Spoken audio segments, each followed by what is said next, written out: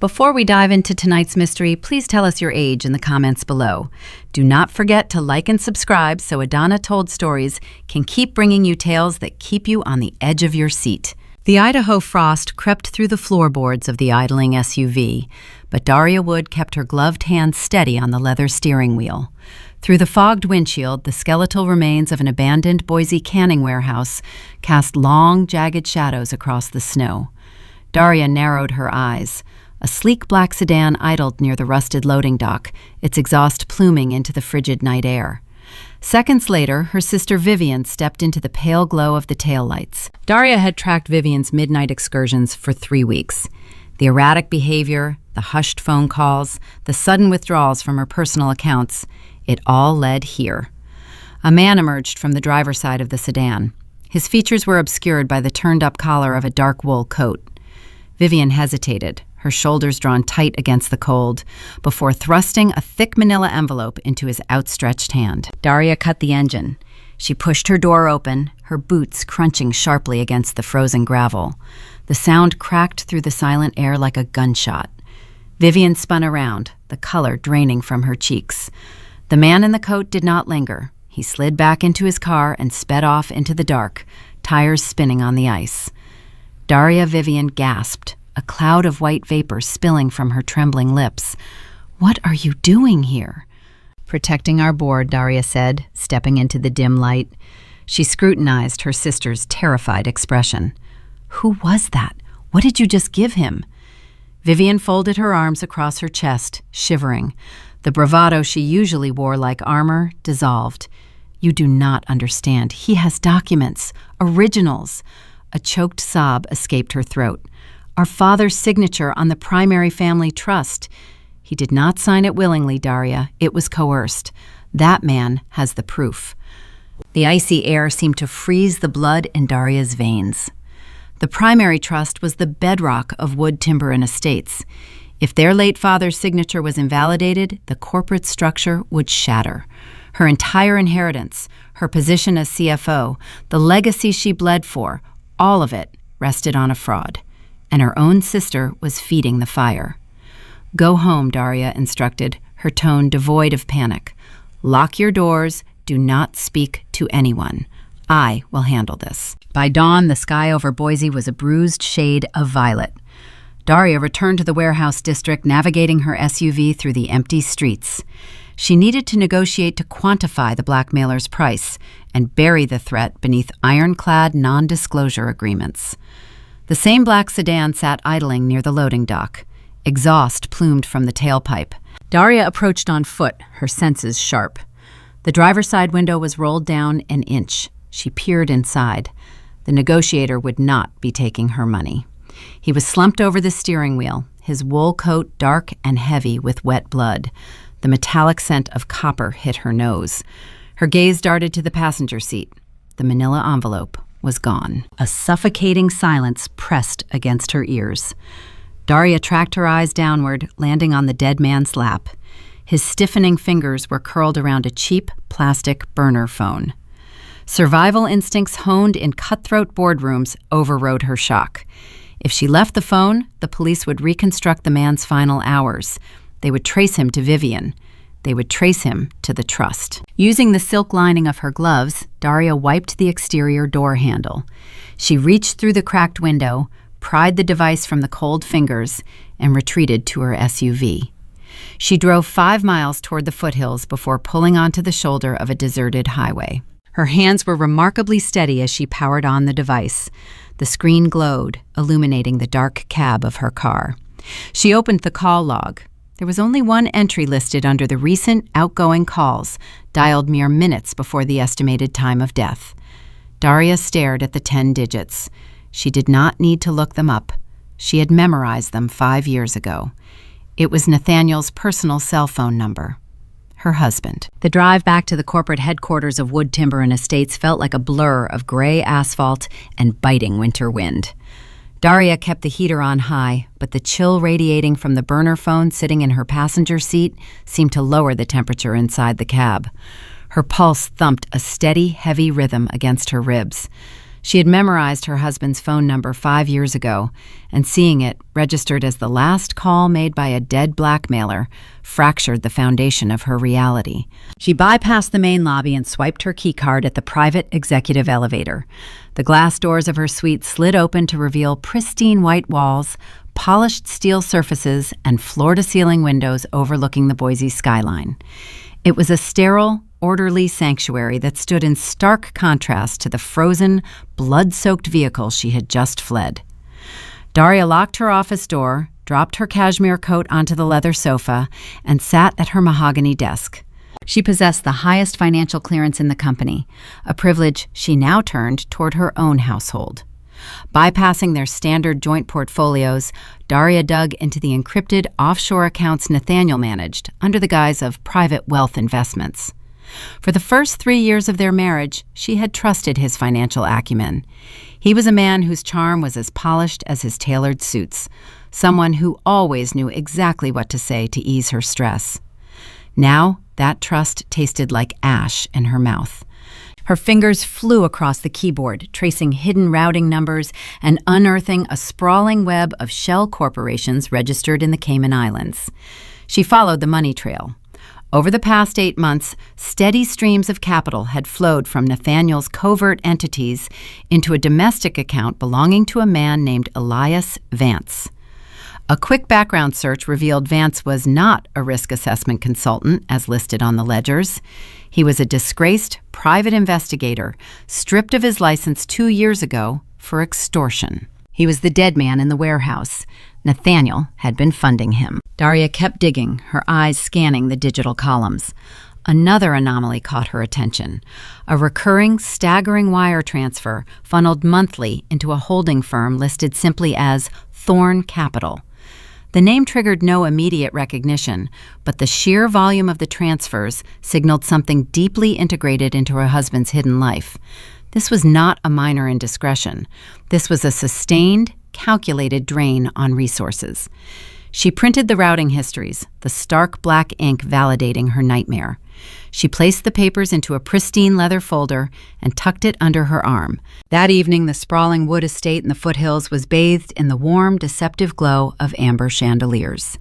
Daria stood in the kitchen pouring a full-bodied Cabernet into 2 crystal glasses. Her hands did not shake.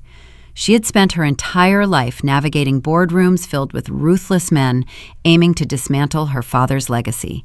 She knew how to wear a mask. Nathaniel walked into the dining room, loosening his silk tie with a weary sigh. He smiled, offering the exact same disarming expression that had captivated her 5 years ago at a charity gala.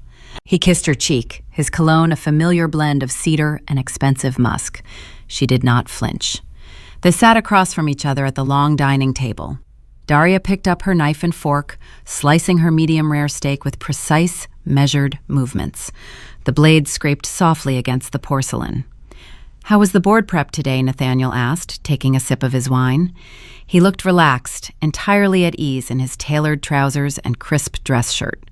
"It was illuminating," Daria replied, chewing slowly.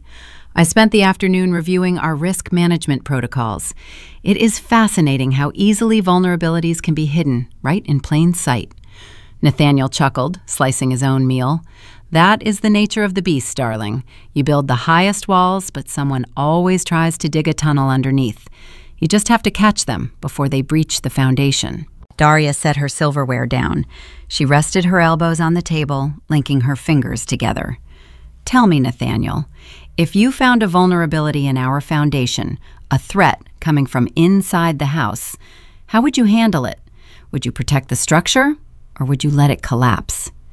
He paused his fork, hovering midair, his eyes narrowed by a fraction of a millimeter, sensing the shift in her tone. "I would protect us. Always. You know that." Daria slid the leather folder across the polished mahogany. It came to a stop just inches from his plate. "Then explain Elias Vance." Nathaniel did not immediately open the folder.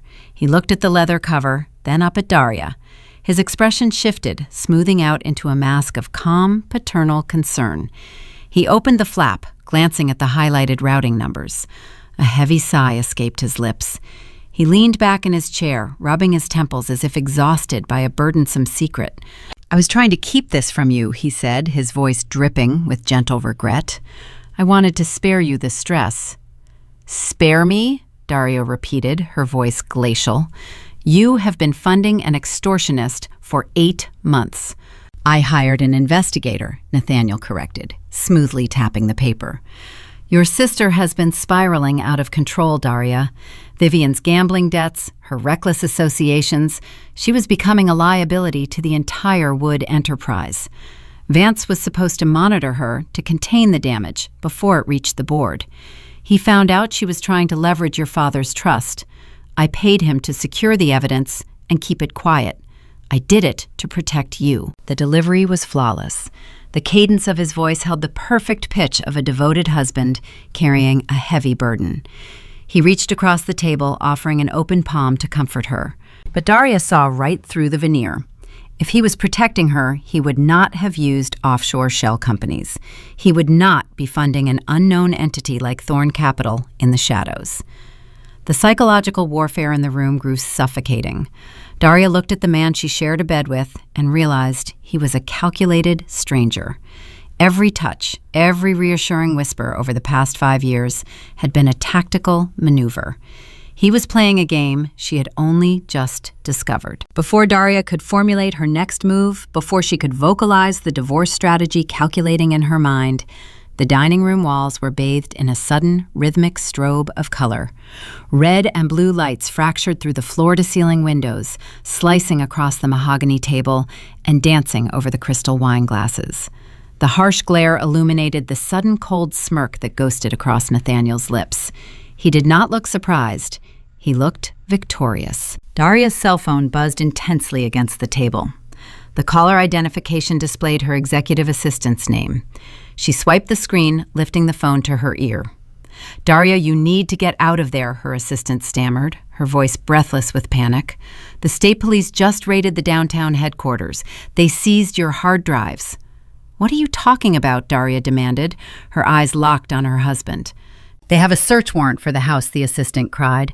"Someone called in an anonymous tip to the homicide division. They gave the police your license plate number. They said your SUV was parked at the warehouse district this morning, right next to a dead body. Daria, they are coming to arrest you." The phone slipped from Daria's grip, clattering against the hardwood floor.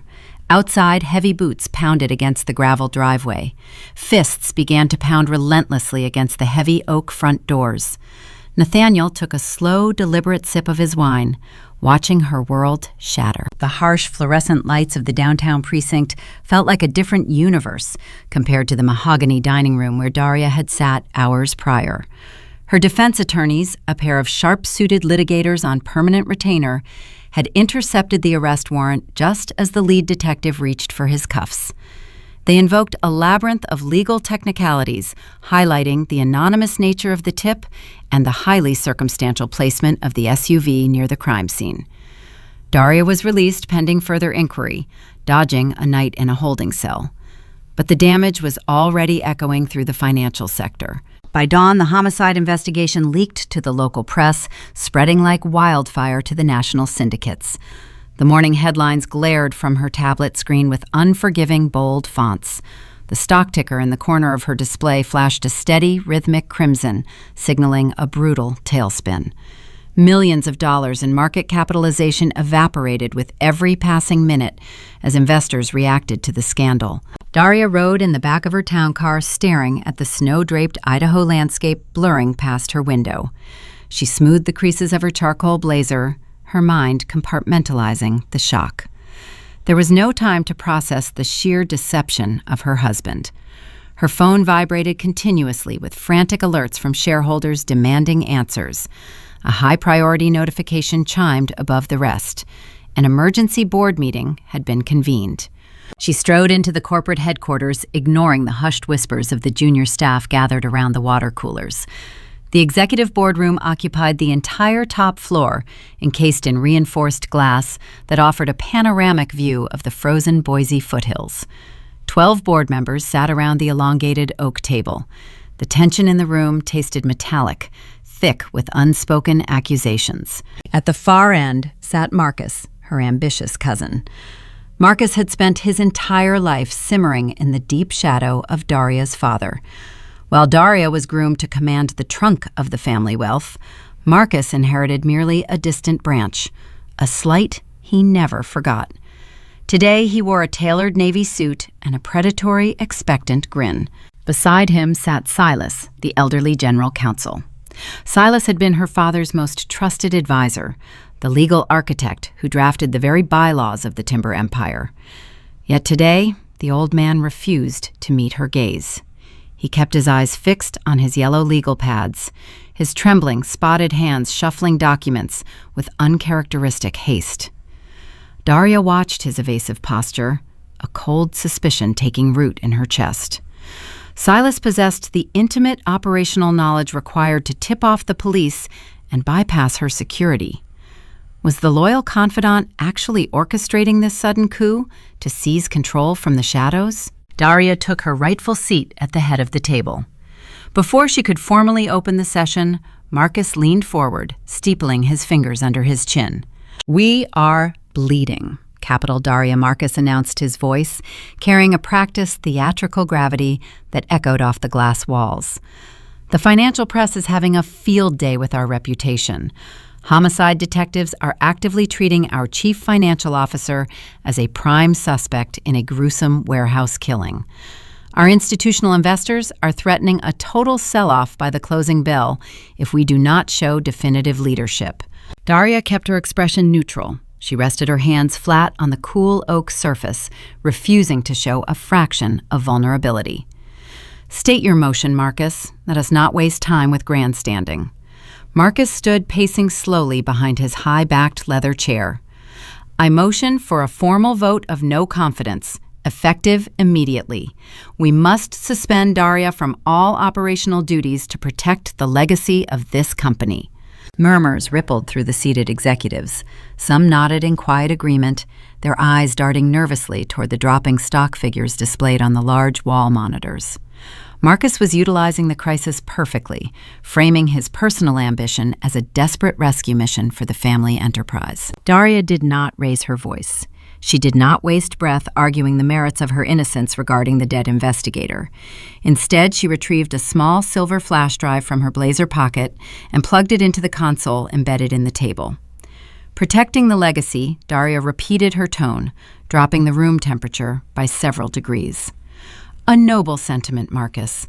Let us discuss exactly how you protect our assets behind closed doors." She tapped a sequence onto her tablet screen.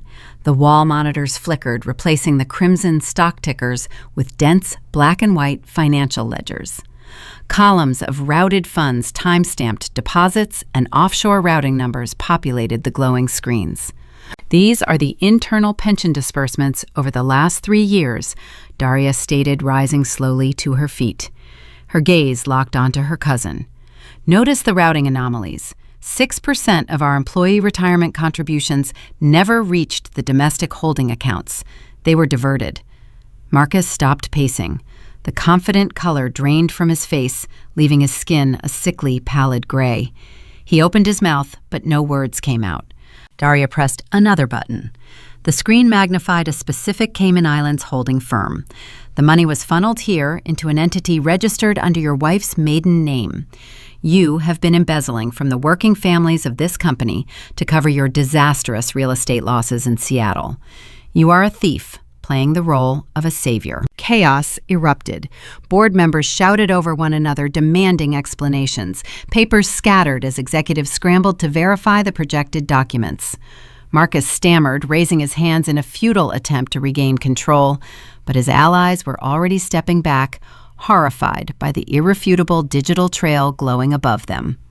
His attempt to oust her seemed thwarted, the momentum shifting heavily in Daria's favor as disgust washed over the room. "Order," Silas barked, banging his wooden gavel against the table.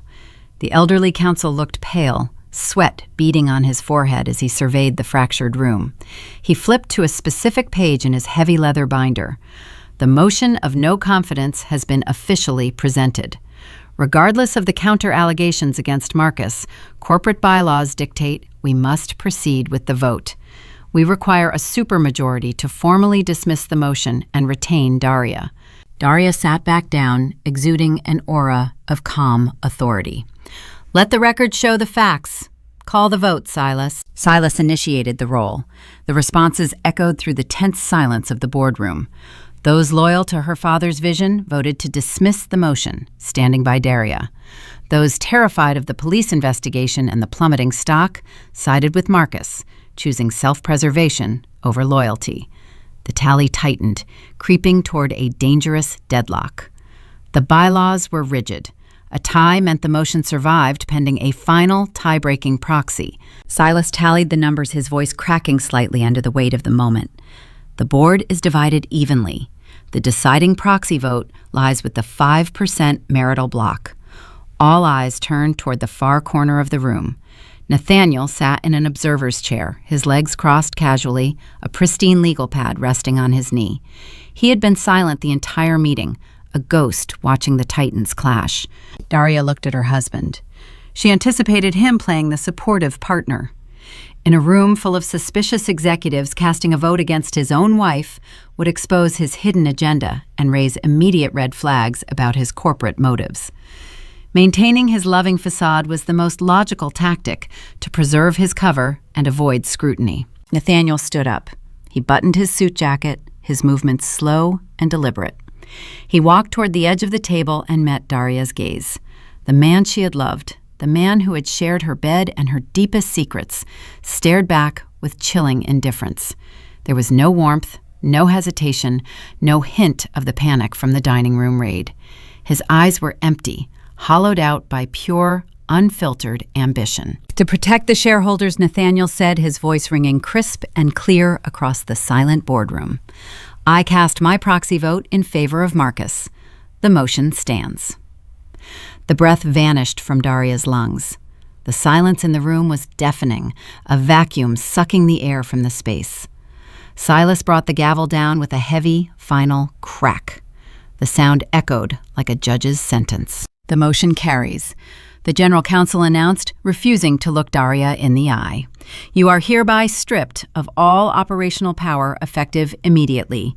Please turn over your security credentials. Nathaniel did not look away. A faint, triumphant smirk ghosted across his lips. Daria sat motionless, the gravity of the betrayal anchoring her to the chair. Her own husband had just locked her out of her father's empire. The battle lines were drawn, and the enemy was now holding the keys to the castle. The heavy oak doors of the boardroom clicked shut, severing Daria from the empire her father built. She stood in the carpeted hallway, the ambient hum of the central air conditioning sounding deafening in the sudden quiet. Smoothing the lapels of her blazer, she walked toward her executive suite with measured steps, refusing to give the hovering junior analysts the satisfaction of seeing her falter. She reached the glass entryway and tapped her encrypted key card against the security reader. A sharp red light blinked twice. A harsh digital beep signaled the rejection. Access denied. Nathaniel had wasted zero time. He severed her physical connection to the company before the boardroom chairs even cooled. Turning on her heel, Daria bypassed the main lobby and descended into the subterranean parking garage. The concrete walls echoed with the rhythmic click of her heels. As she slid into the driver's seat of her SUV, the architecture of her husband's scheme crystallized into a terrifyingly clear picture. Nathaniel casting his proxy vote for Marcus was not a spontaneous act of self-preservation. It was the linchpin of a broader strategy. Marcus was a known incompetent, a man driven by ego rather than operational intelligence. Under his inept leadership, Daria's highly profitable division would begin to hemorrhage revenue within a fiscal quarter. The stock, already wounded by the police raid, would nosedive. Once the corporate valuation hit rock bottom, Nathaniel and his hidden backers at Thorn Capital would swoop in. They would initiate a hostile buyout, swallowing the Idaho Timber legacy for a fraction of its true worth. Daria gripped the steering wheel, her knuckles turning white. She refused to play the role of the passive, discarded wife. Reaching into her briefcase, she retrieved a secondary secure laptop.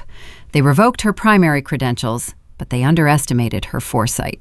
2 years prior, anticipating the ever-shifting loyalties of corporate governance, she had embedded a residual administrative backdoor into the central financial servers. It was a ghost protocol, a digital skeleton key known only to her and the late patriarch. She bypassed the new firewall with a dozen rapid keystrokes.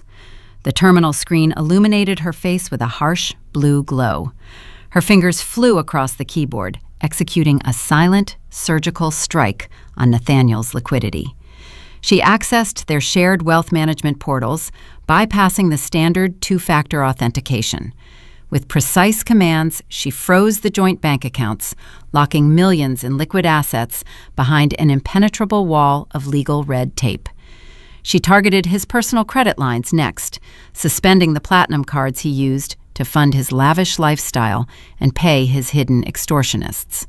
Finally, she triggered a dispute protocol on his individual investment portfolios, freezing his trading floors. She severed his financial oxygen in less than 10 minutes. If he wanted a war, she would ensure he fought it bankrupt. Seeking high ground. Daria drove 3 hours north, leaving the sprawling Boise cityscape for the rugged, unforgiving isolation of Sun Valley. The family estate sat nestled against the snow-capped peaks, a sprawling structure constructed from riverstone and ancient cedar logs. It was the only place she felt truly grounded. The air here was thin and sharp, smelling of pine needles and wood smoke. Her grandfather had built the central cabin with his own hands before the timber operation morphed into a corporate titan. Daria walked through the grand foyer, her boots echoing off the vaulted ceilings. She poured a measure of aged bourbon into a heavy crystal glass standing by the towering stone fireplace. The flames licked the dry logs, casting long, dancing shadows across the Persian rugs. She did not drink. She simply held the glass, letting the warmth seep into her palms while she watched the long driveway through the floor-to-ceiling windows. The financial embargo would trigger an immediate response.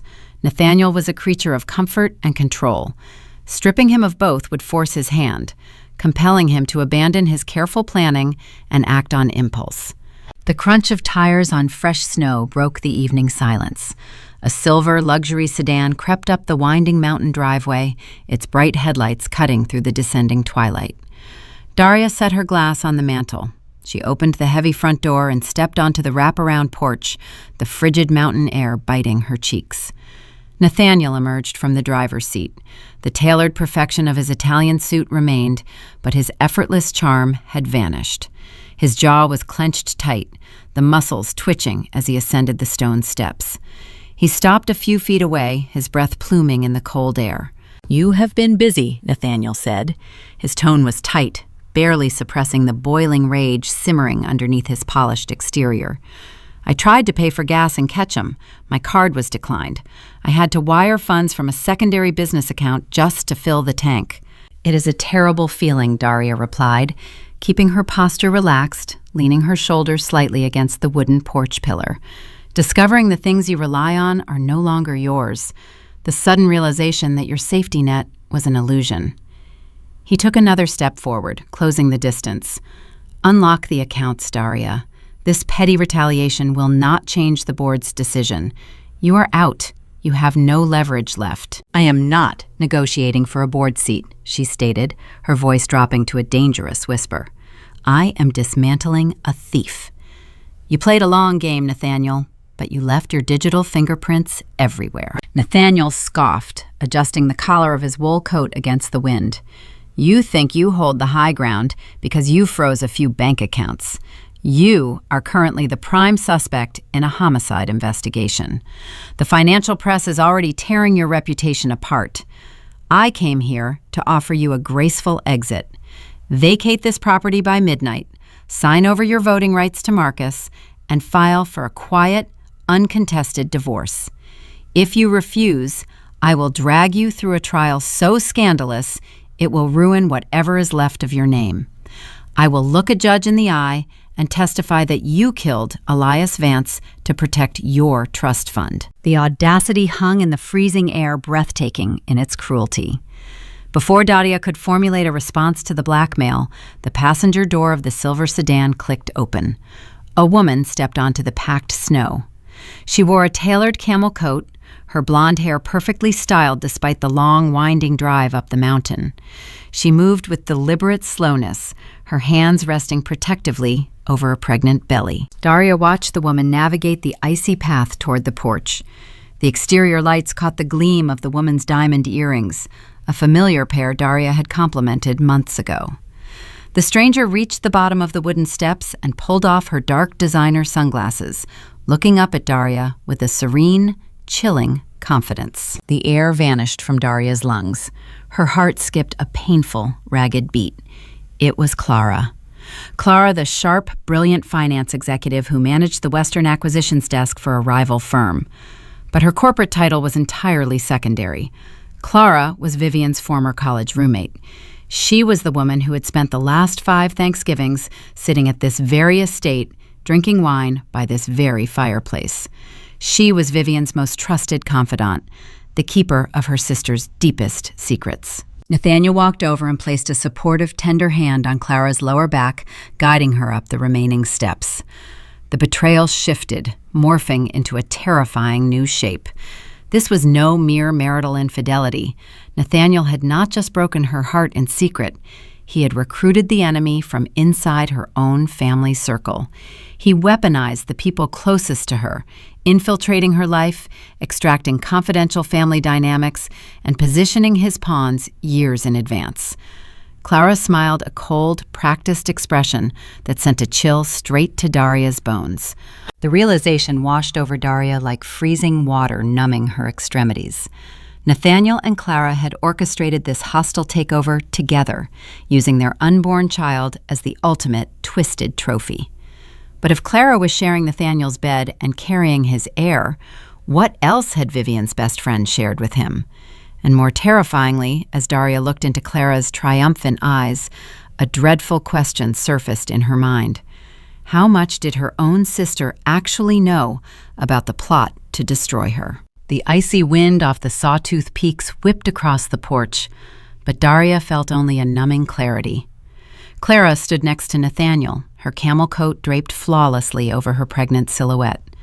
A satisfied, pitying smile curved Clara's lips as she slipped her dark sunglasses into her pocket. "You look shocked, Daria," Clara purred, her voice smooth and practiced. "Did you really believe Vivian was stumbling around in the dark, a helpless little bird caught in a trap?" Daria remained rooted to the wooden planks. She processed the implications, her mind racing through years of holiday dinners and shared confidences. Clara stepped closer, the porch light catching the glint of her diamond earrings. Vivian was never a victim. She handed Nathaniel the blueprints to your downfall over cocktails 3 years ago. "Your sister despises you, Daria. She helped us orchestrate every single piece of this setup. We just gave her the courage to strike the match." The betrayal settled into Daria's bones, heavy and cold. Nathaniel watched her, expecting a breakdown. He wanted tears. He wanted her to shatter on the front porch of her family home. Instead, Daria turned her back on them. She walked inside, grabbed her keys from the entryway console, and exited through the garage. She had no time for Nathaniel's theatrical eviction. She had a traitor to hunt. The tires of her SUV gripped the winding mountain roads as she sped south toward downtown Boise. The city was hosting the annual Winter Orchid Gala, a philanthropic event sponsored by Wood Timber. Vivian never missed an opportunity to be photographed by the local society pages. Daria surrendered her keys to the valet outside the Grand Hotel. She bypassed the red carpet, stepping into a cavernous ballroom dripping with crystal chandeliers and the scent of expensive floral arrangements. High society milled about in tailored tuxedos and designer gowns. A string quartet played a brisk classical arrangement over the low hum of wealthy chatter. It did not take long to spot her target. Vivian stood near a towering ice sculpture draped in an emerald silk dress, clutching a flute of champagne. She threw her head back in a practiced musical laugh, entertaining a circle of real estate developers. Daria moved through the crowd with the precision of a heat-seeking missile. She did not raise her voice or cause a scene. She simply materialized beside her sister, wrapping a firm grip around Vivian's delicate wrist. The sudden pressure made Vivian slosh her champagne over the rim of the glass. "Excuse us," Daria told the developers, her tone leaving zero room for argument. She guided her sister away from the glaring lights, steering her down a dimly lit, carpeted corridor and into a vacant VIP lounge. Daria pushed the heavy oak door shut, sealing them inside, away from the music. "What is your problem?" Vivian hissed, rubbing her wrist. Her eyes darted around the empty room, assessing the exit. "You cannot just drag me away from the donors." "Clara is pregnant," Daria stated. The words struck Vivian like a physical blow. The fabricated indignation vanished from her face, replaced by a hollow, trapped expression. She set her glass on a nearby mahogany table, her manicured fingers trembling against the crystal stem. "And she is standing on my porch in Sun Valley with my husband, Daria," continued, stepping into Vivian's personal space. "She told me everything, Vivian. She told me you provided the forged trust documents to Elias Vance. You hired the extortionist to frame me." Vivian backed away until her shoulders hit the velvet wallpaper. Her breathing grew shallow, her chest rising and falling in rapid, panicked increments. "You were always going to take everything," Vivian whispered, her voice cracking. "I just leveled the playing field." Daria stared at the woman she had grown up with, sharing bedrooms and secrets. "I spent my entire career protecting your shares. I shielded you from the board. Why?" The question broke the dam. Vivian let out a bitter, echoing laugh. Years of repressed, toxic resentment spilled over, flooding the quiet room. "Protected me," Vivian spat, her eyes flashing with sudden raw venom. "You suffocated me. You were his perfect creation. Do you remember the day Father finalized the corporate succession? I was 22. I walked into his study with a business proposal.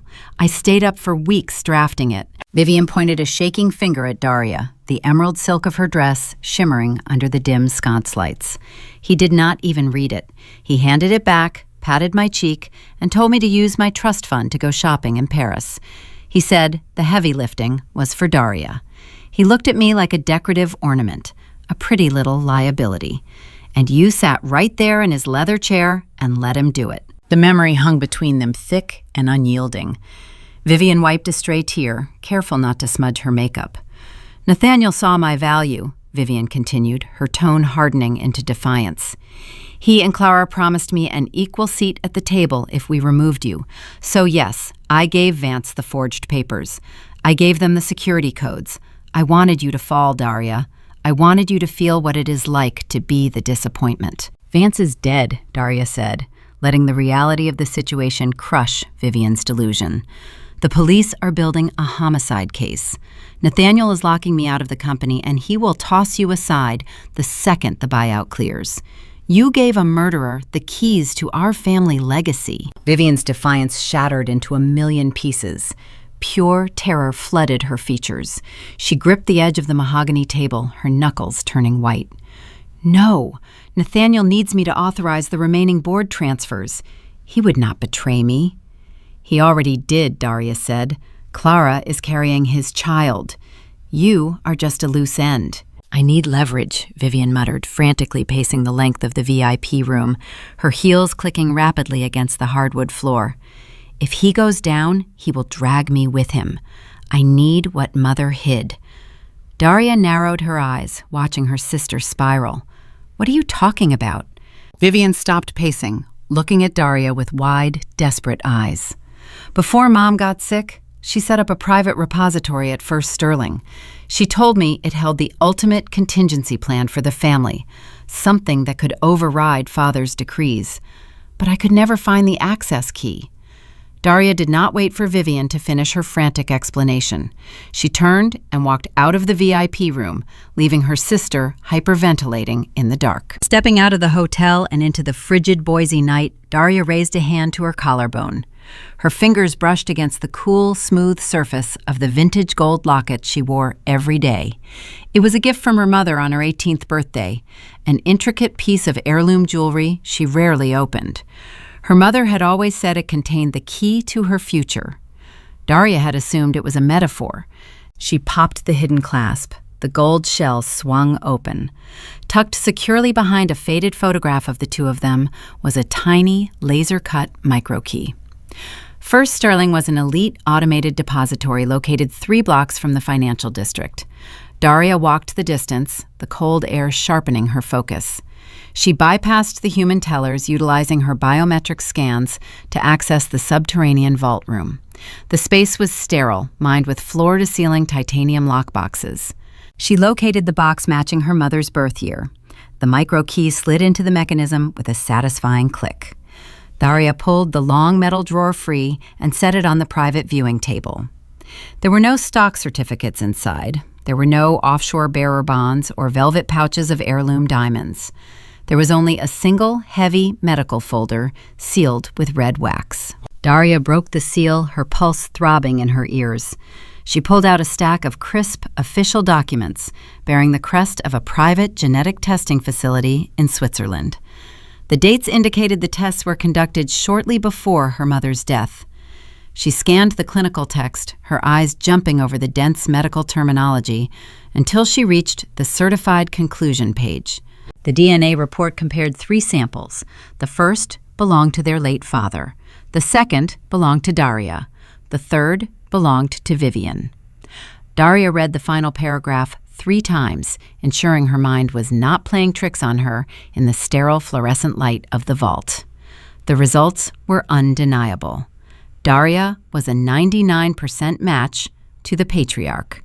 Vivian registered a 0% probability of paternal relation. Vivian was a half-sister born from their mother's hidden illicit affair decades ago. The implication struck Daria with the force of a freight train. The foundational bylaws of the Wood Dynasty Trust were carved in stone.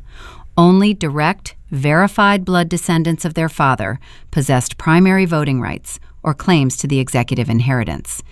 Vivian legally owned nothing. Every share of stock, every dividend, every ounce of corporate power she wielded was built on a biological lie. Daria stood in the silent vault, clutching the paper that rewrote her entire existence. In a single stroke, she had uncovered the weapon required to obliterate her sister. Daria suddenly held the supreme power to strip Vivian of her wealth, her social standing, and her very identity. The drive back up the winding mountain roads to the Sun Valley estate passed in a blur of falling snow and gripping revelation. Daria navigated the treacherous icy curves on pure muscle memory, her mind tethered to the certified documents resting on the passenger seat. The Swiss clinic's embossed seal felt like a brand marking the end of the Wood family as the world knew it. She walked into the silent, cavernous great room of the cabin and stirred the dying embers in the immense stone hearth. Adding a few dry cedar logs, she watched the flames catch and rise, bathing the dark room in a flickering amber glow. Daria sank into the leather armchair, staring at the clinical text resting on her lap. The genetic reality was undeniable.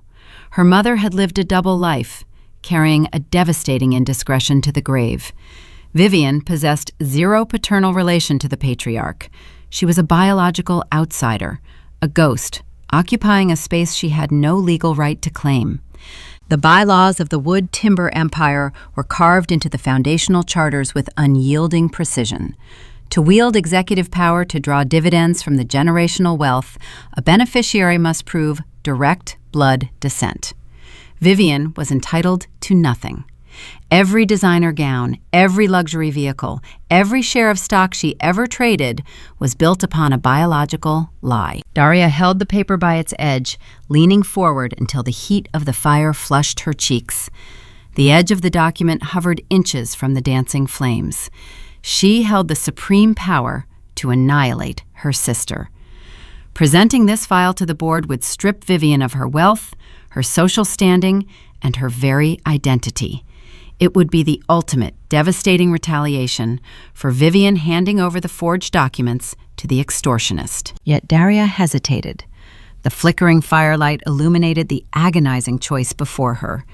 She remembered patching Vivian's scraped knees when they were children, shielding her from their father's stern lectures, carrying the burden of expectations so her younger sister could live freely. Slaying Vivian meant destroying the only family she had left. Dropping the paper into the fire would erase the evidence, granting an unmerited mercy. Before she could loosen her grip and let the flames consume the secret, the silence of the cabin shattered. Her smartphone resting on the coffee table began to vibrate.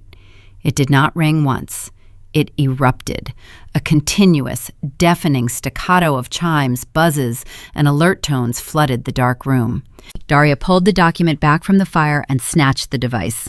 The screen illuminated her face with a harsh, glaring light. Notifications cascaded down the display in a relentless waterfall. Financial news, applications, local Boise syndicates, and national business blogs all pushed the same breaking alert simultaneously. She tapped the top notification, opening an article from a premier financial journal. The headline stole the breath from her lungs. Wood Timber Succession Contested Leaked Documents Invalidate Bloodline. Daria scrolled through the text, her pulse roaring in her ears. High-resolution photographs of a medical report were embedded directly into the article. It was a genetic analysis from the same Swiss clinic. But as Daria scrutinized the digital images, a sickening realization took hold. Nathaniel had struck first. He had known about her mother's secret vault. He had anticipated Daria finding the genuine report, and he used his temporal advantage to deploy a preemptive, lethal strike. But Nathaniel did not simply leak the truth. He weaponized it through forgery. The doctored document displayed on the news site confirmed Vivian's illegitimacy, throwing her to the wolves. But it added a fabricated, highly complex codicil. The forged text introduced a dormant marital loophole allegedly signed by the late patriarch. It stated that in the event the primary bloodlines were contested or deemed fraudulent, custodial trusteeship of the entire estate defaulted to the eldest legitimate daughter's spouse. It named Nathaniel as the sole fiduciary guardian of the empire. The strategic brilliance of the maneuver was suffocating. By exposing Vivian's true parentage, Nathaniel plunged the company into a catastrophic legal crisis. The stock would enter a terminal freefall by the opening bell. To save the bleeding entity from receivership, the courts would be forced to trigger the emergency custody clause he just fabricated, crowning him the undisputed sovereign of the timber operations. He legally cemented his power grab while simultaneously discrediting any counter-evidence Daria might present. Her phone rang, a shrill tone cutting through the barrage of text messages. The caller identification displayed the name Silas. Daria answered immediately, putting the device on speaker. "Silas, tell me you are seeing this." "I am looking at the screens now, Daria," the elderly general counsel replied, his voice thin and uncharacteristically trembling. Silas had spent 4 decades constructing the legal shields protecting her father's legacy. He was a surrogate mentor, a man who navigated corporate warfare with a steady, calculating hand.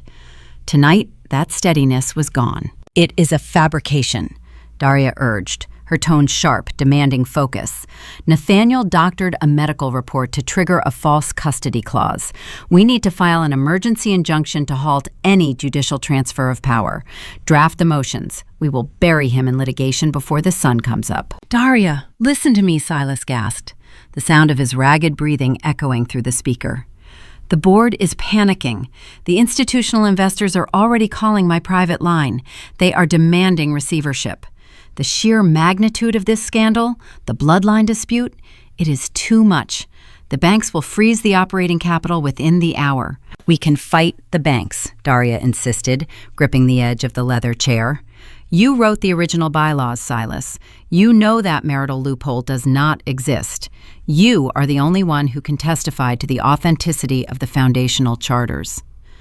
A heavy, unsettling silence stretched across the line, broken only by a strange, wet, rasping sound. "Silas," Daria called out, a spike of pure dread piercing her chest. "Daria," the old man slurred his words, thick and suddenly incomprehensible. "The left side, it feels heavy. I cannot feel my hand." The sound of shattering glass followed, a coffee mug hitting a hardwood floor. Then came the heavy, sickening thud of a body collapsing. "Silas!" Daria shouted into the phone, her heart hammering against her ribs. "Silas, answer me!" Only the low hum of static replied.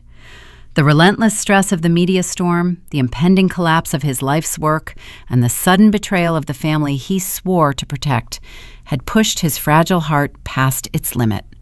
Daria terminated the call and dialed emergency services, dispatching an ambulance to his downtown Boise residence. She provided his medical history with robotic efficiency, her corporate training masking the terror gripping her soul. When the dispatch operator confirmed the paramedics were en route, Daria lowered the phone. She stood alone in the cavernous, shadowy cabin.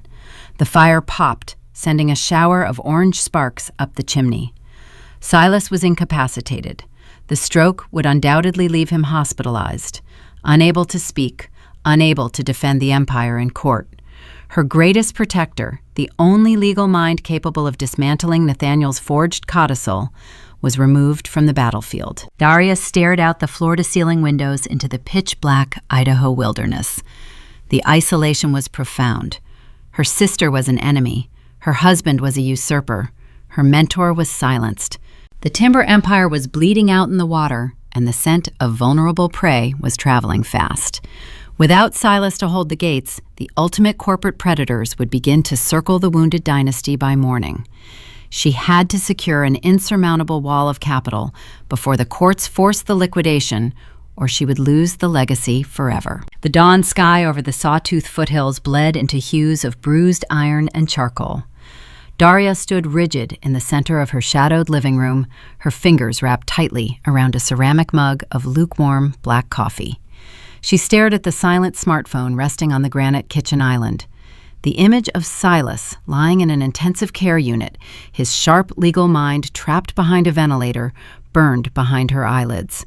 Her greatest protector was silenced, leaving her to face the incoming storm alone. She turned her gaze to the television mounted above the stone fireplace. The screen played a national financial syndicate on a muted loop. The news anchor spoke with urgent, clipped gestures. Below his face, the scrolling ticker tape flashed a relentless stream of crimson numbers. Wood Timber and Estates was bleeding out in the open market. The leaked forged DNA report had fractured investor confidence, triggering a panic sell-off that decimated the corporate valuation before the opening bell even rang. A new graphic appeared on the broadcast, replacing the plummeting stock charts with a sleek, predatory eagle insignia. The text beneath the logo read, Thorn Capital. The puzzle pieces Daria uncovered in Nathaniel's offshore ledgers hours prior snapped together with sickening, undeniable clarity. Victor Thorn. He was a Chicago-based private equity titan, a predator whose entire career consisted of identifying wounded legacy companies, seizing controlling shares, and liquidating their physical assets for astronomical short-term yields. He gutted generational businesses, leaving thousands unemployed, while he walked away with staggering dividends. The architecture of her husband's treason crystallized in her mind. Nathaniel funneling money into Thorn Capital was not a mere embezzlement scheme. It was a down payment on a coup. By exposing Vivian's true parentage and releasing the doctored medical records Nathaniel manufactured, the exact vulnerability Victor required to launch a hyper-aggressive, hostile takeover bid. Once Victor stripped the timber empire for parts and sold the land to commercial developers, he would install Nathaniel as the puppet executive of the hollowed-out holding firm. Nathaniel traded her family legacy for a paper throne. Daria set her coffee mug on the counter with a sharp clack. She needed a defense strategy. The corporate accounts remained frozen in litigation due to the bloodline dispute.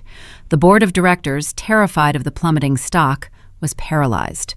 To retain a controlling majority and outvote Victor Thorn, Daria required a $50 million mezzanine loan. A sudden infusion of capital would allow her to buy back the floating shares flooding the open market, consolidating her voting power and slamming the door on the hostile bid. Banks required collateral for mezzanine financing. She needed an unencumbered asset, something detached from the convoluted family trust and untouched by Nathaniel's marital claims. She owned only one property that fit the criteria. Daria stepped out onto the back veranda of the cabin, pulling a heavy wool coat over her shoulders. The pristine, untouched snow reached her knees, a blinding blanket of white reflecting the pale morning sun. Her private ranch spanned 6,000 acres of old-growth pine nestled against the jagged spine of the mountains. It was her sanctuary, purchased with her own trust dividends years before she ever met Nathaniel. She walked the perimeter of the property line, her boots crunching through the icy crust. The mountain air tasted sharp, carrying the bitter, clean scent of cedar and frozen earth. The physical exertion cleared the suffocating dread from her chest. Daria reached a dense grove near the edge of the tree line. She removed her leather glove and pressed her bare palm against the rough, frozen bark of a towering pine. The tree had stood on this ridge for a century. It had weathered blizzards, wildfires, and droughts long before she was born, and it would stand long after she was gone. She closed her eyes, drawing a slow, shuddering breath, letting the silent strength of the forest anchor her racing mind. This land was her heritage. Her roots dug as deep into the Idaho soil as the timber she protected. She would leverage every inch of dirt, every stone, and every branch to defend her empire. Trading her snow boots for polished heels and her wool coat for tailored armor, Daria drove down the mountain to the Boise Financial District. First, Sterling Investment Bank occupied a glass tower that pierced the gray winter sky. The executive conference room on the 40th floor smelled of lemon polish and nervous sweat. Across the polished marble table sat President Sterling, a seasoned financier who had underwritten her father's expansion campaigns decades prior. The $50 million mezzanine contract rested inside a pristine leather binder between them. The crisp, thick pages represented her salvation. "We expedited the underwriting process," Daria Sterling said, his voice unusually tight. His eyes darted toward the frosted glass doors of the conference room before settling on her face. "Given the volatility of your stock today, the terms are steep, but the capital is ready for immediate transfer upon your signature." Daria retrieved a silver fountain pen from her blazer pocket. She did not hesitate. She unclasped the pen, resting the tip a fraction of an inch above the signature line. The ink pooled, ready to secure her legacy and banish Victor Thorne back to Chicago. Sterling reached across the table, his hand clamped over the leather cover of the binder, sliding the contract out from under her pen. Daria looked up, her brow furrowing. "What are you doing?" Sterling did not meet her eyes.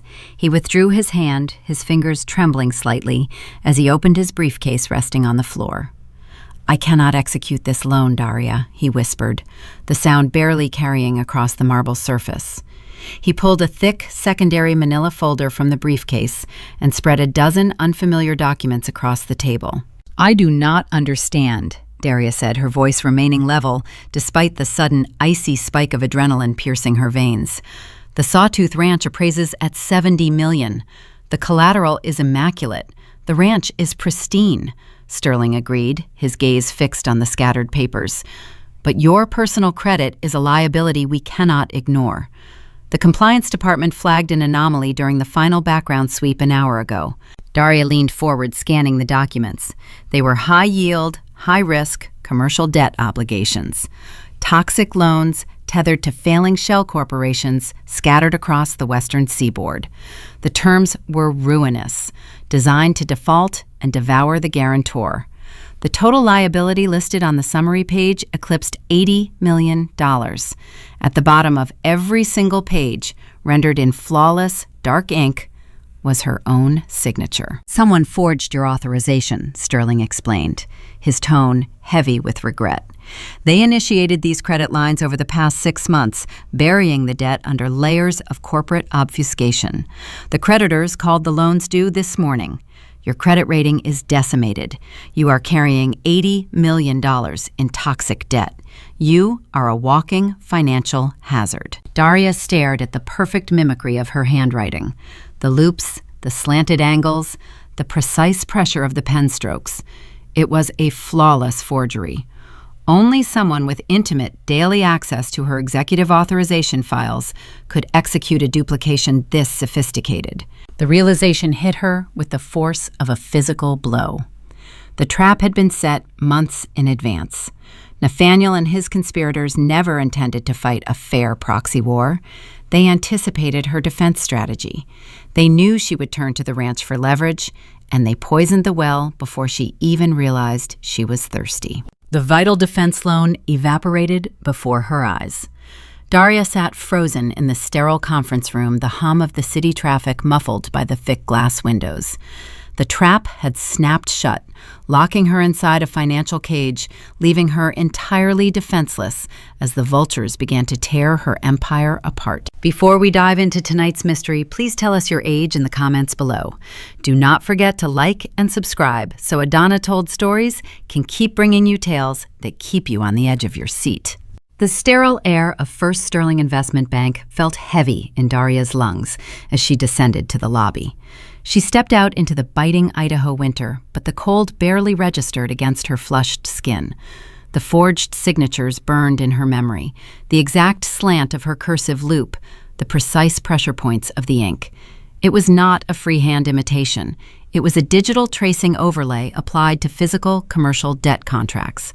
Only one person in Nathaniel's inner circle possessed the high-level financial clearance and the technical sophistication to bypass internal dual authentication protocols: Clara. As a senior finance executive managing Western acquisitions for a rival firm, Clara knew the hidden back channels of commercial underwriting. She utilized her expertise to poison Daria's credit score, ensuring the defense loan would fail. Circumstantial evidence and banking timestamps were enough to file a civil lawsuit, but dragging this through a local prosecutor would take months of grueling litigation. Daria did not have months. Victor Thorne was already circling the timber empire. She needed an immediate, undeniable felony conviction. Returning to her secluded sawtooth cabin, Daria retreated to her reinforced basement office. She contacted a team of private, off-the-books auditors she had kept on retainer since her father passed. Working through the night via encrypted channels, they constructed a sophisticated digital snare. They established a phantom offshore holding company in the Bahamas, seeding it with a fictitious ledger balance of $20 million. They labeled the entity as an unallocated family trust dividend, a secret cache of wealth left behind by the patriarch. Daria then planted a deliberate breadcrumb trail deep within the corporate intranet, designing the data breadcrumbs to trigger an alert exclusively on Clara's unique user identification profile. It was a flawless honeypot, glittering with irresistible financial bait. The following evening, Daria sat in the darkness of her study, the ambient glow of a single computer monitor illuminating her stoic features. A hidden surveillance feed played on the screen, broadcasting directly from the executive suite Nathaniel had commandeered at the downtown headquarters. Daria had installed the discrete camera lens inside a smoke detector 2 years ago during a routine security upgrade. Through the high-definition feed, she watched the usurpers celebrate. Nathaniel stood by the floor-to-ceiling windows pouring vintage champagne into 2 crystal flutes. Clara leaned against the mahogany desk, her camel coat draped over a chair, her pregnant silhouette framed by the city lights. They clinked their glasses together, a silent toast to their perceived brilliance. Clara flashed a victorious, predatory smile, boasting about the ease with which she decimated Daria's credit rating. The dramatic irony was palpable, thick enough to cut with the blade. They reveled in their perfect crime, entirely oblivious to the digital crosshairs resting squarely on their chests. Clara set her champagne flute down and opened her encrypted laptop. She had found the phantom offshore account. The allure of stealing $20 million in untraceable family funds overrode her usual caution. Her fingers flew across the keyboard, bypassing the fake security firewalls Daria had intentionally left weak. On Daria's monitor, a red notification icon blinked. Clara had initiated the wire transfer. She routed the ghost funds through the corporate servers, intending to wash the money through Nathaniel's shell companies. She pressed the execute key. The keystroke registered instantly on Daria's end. A silent alarm tripped, routing the unauthorized fraudulent transfer data directly to the Cybercrimes Division of the Federal Bureau of Investigation. Daria leaned back in her leather chair, a cold, sharp satisfaction settling over her bones. The trap had closed. 48 hours later, the Boise social elite gathered at the Avery, the most exclusive, high-end restaurant in the city center. Crystal chandeliers cast a warm glow over tables draped in heavy white linen. The scent of seared Wagyu beef and truffle oil filled the dining room. Clara sat in a velvet booth, dining with a circle of influential local socialites. She wore a tailored maternity dress, laughing brightly, cementing her new status as the reigning matriarch of the Timber dynasty. Daria sat in her parked SUV across the avenue, watching the restaurant facade through heavily tinted glass. 4 dark, unmarked vehicles pulled up to the curb in perfect unison. Tires screeched softly against the pavement. A dozen federal agents wearing dark windbreakers stepped out, their expressions grim and unyielding. They bypassed the maitre d', striding purposefully into the bustling dining room. The ambient hum of wealthy chatter died instantly. The soft jazz playing over the speakers felt suddenly surreal as the agents surrounded the velvet booth. The lead agent produced a silver badge, his voice carrying across the silent restaurant.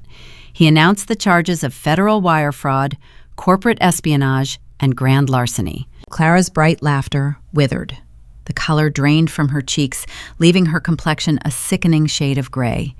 She opened her mouth to protest, to leverage Nathaniel's name, but the words failed her. The agents instructed her to stand. The sharp, unmistakable metallic click of handcuffs echoed off the marble floors. They escorted Clara through the center of the dining room. The city elite, the very people she sought to impress, stared in hushed horror. Smartphones captured the scene from every angle. Her reputation burned to ash in a matter of seconds. The humiliation was profound, inescapable, and public. Daria watched the agents guide the disgraced executive into the back of a federal vehicle, her analytical mind already calculating the next variable in the equation. The news of the arrest reached Nathaniel within the hour. Pacing the floor of his commandeered executive suite, he felt the walls of his carefully constructed empire closing in. His partner was gone, facing decades in a federal penitentiary. The forgery scheme had failed, and his primary leverage over the timber assets was fracturing. He realized with terrifying clarity that Daria had orchestrated the sting.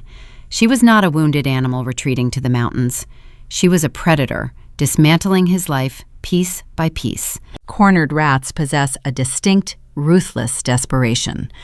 Nathaniel resorted to sheer, destructive sabotage.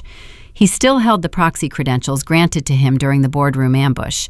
If he could not control the narrative, he would burn the battleground to the ground. Sitting in her cabin, Daria received a sudden, piercing alert on her smartphone. She opened her executive dashboard. A cascade of error messages flooded the screen. Red text blocked her out of the primary ledgers, the employee databases, and the internal communication hubs. Access denied, server encrypted, administrator privileges revoked. Nathaniel had initiated a scorched earth protocol.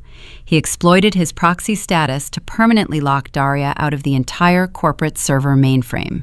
He changed the encryption keys, establishing a digital fortress she could not breach from the outside. Daria dialed her lead IT director, her pulse quickening. The director confirmed her worst fears. The encryption was military-grade, designed to repel hostile foreign cyber attacks. Cracking the code would take a team of specialists at least 3 weeks of continuous labor. Daria dropped the phone onto her desk, a cold sweat breaking out across her collarbone. 3 weeks was an eternity. The timing of Nathaniel's retaliatory strike was not a random act of anger. It was a precise, lethal blow aimed at her most vulnerable flank. Tomorrow morning at 8 o'clock, federal regulators from the Securities and Exchange Commission were scheduled to arrive at the downtown headquarters. They were conducting a sweeping, rigorous audit of her specific financial division. It was a routine inquiry scheduled months in advance, but the parameters were strict. She was legally required to provide 5 years of unredacted, encrypted financial records to prove the solvency and legality of the timber operations. If Daria could not access the servers to provide the requested data, the SEC would not grant an extension. They would assume she destroyed evidence to cover up fraud. The punishment for obstructing a federal audit was immediate. She would face a grand jury indictment and federal prison time, leaving the timber empire entirely defenseless against Victor Thorm. Before we dive into tonight's mystery, please tell us your age in the comments below. Do not forget to like and subscribe so Edana Told Stories can keep bringing you tales that keep you on the edge of your seat. The sky above the Boise skyline hung heavy with bruised purple clouds as a fleet of dark government sedans boxed in the entrance of the wood timber headquarters. The glass revolving doors spun relentlessly, admitting a dozen federal agents wearing crisp Navy suits and an aura of uncompromising authority. It was exactly 8 in the morning. The Securities and Exchange Commission had arrived. Daria stood in the center of the expansive marble lobby, her posture straight, her charcoal-tailored suit acting as her armor against the incoming tide. Beside the reception desk stood Nathaniel. He wore a perfectly fitted gray suit, holding a steaming cup of artisan coffee. He looked like the picture of a concerned executive, but his eyes betrayed a cold, calculating triumph. He was waiting for the final act of his carefully choreographed play. The moment the federal regulators slapped cuffs on his wife's wrists for obstructing a national financial audit, the lead agent, a tall man with silver hair and a sharp, unyielding gaze, approached Daria. He flashed his golden shield, the metal catching the harsh fluorescent lights of the lobby. "We require immediate, unredacted access to the central server mainframe," the agent stated, his voice carrying the weight of the federal government. "We need 5 years of comprehensive financial ledgers, routing histories, and executive communication logs. Provide the decryption keys, or we will classify your refusal as deliberate destruction of evidence." Daria felt the cold sting of adrenaline flush through her veins. The digital vault was sealed.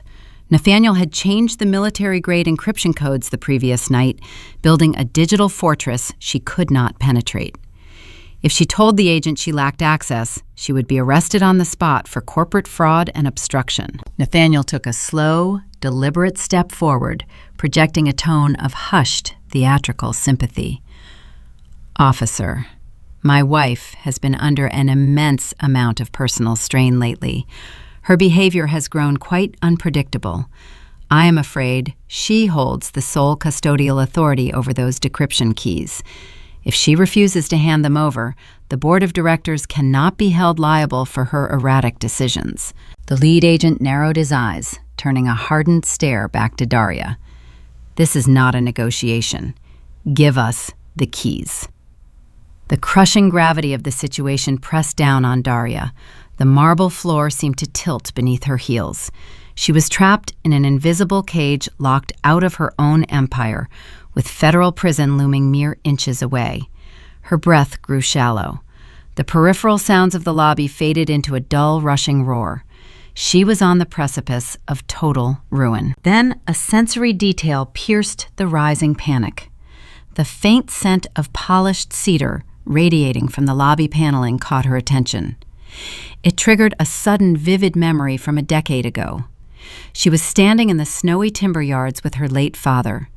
The wind had been howling, threatening to tear the roof off the lumber mill. She had been terrified they would lose a fortune to the storm. Her father had placed a heavy, calloused hand on her shoulder. "A timber empire is not built on sunlight, Daria," his booming voice echoed in her mind, clear and resonant across the years. "It is built on surviving the winter." The memory anchored her racing heart. The panic dissolved, replaced by a glacial, unshakable composure. The digital realm belonged to Nathaniel, but the foundation of this company belonged to her bloodline.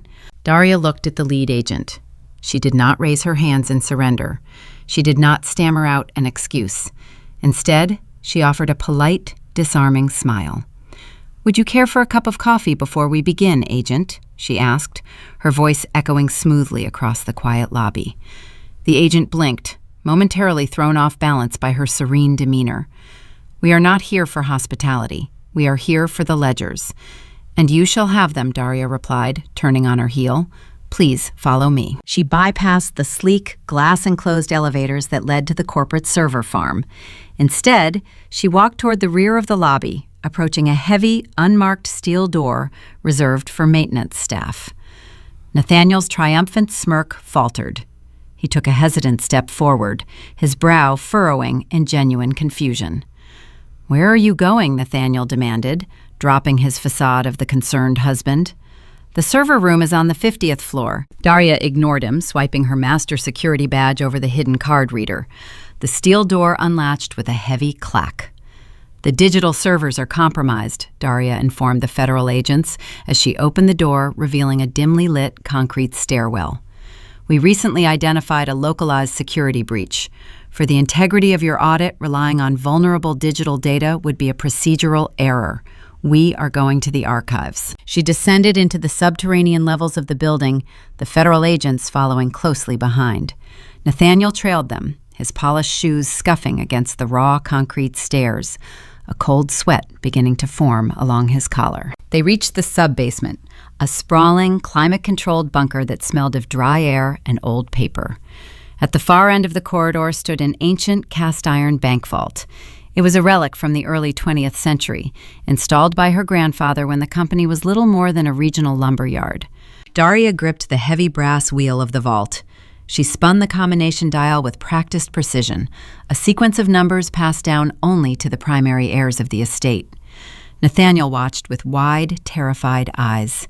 He had spent years infiltrating the digital architecture of the company, bribing IT directors and hacking firewalls. He knew every line of code in the building. He had no idea this vault even existed. The heavy iron door swung open with a deep, resonant groan. Daria stepped inside and turned on the overhead incandescent bulbs.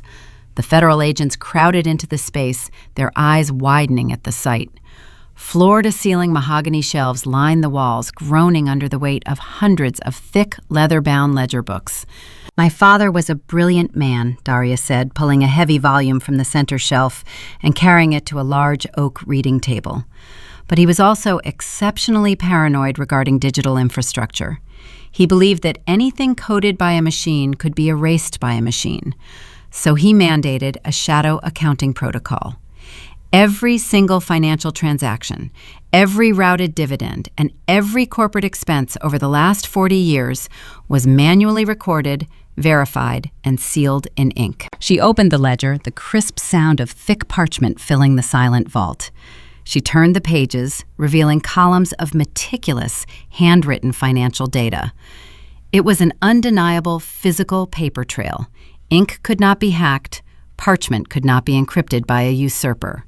Daria guided the lead agent through the previous 5 years of her specific division. She matched the dates and transaction numbers with the requests outlined in his federal warrant. The handwritten records provided a flawless, transparent view of her operational budgets. Within 20 minutes of reviewing the undeniable physical evidence, the agent concluded her division was entirely solvent and legally compliant.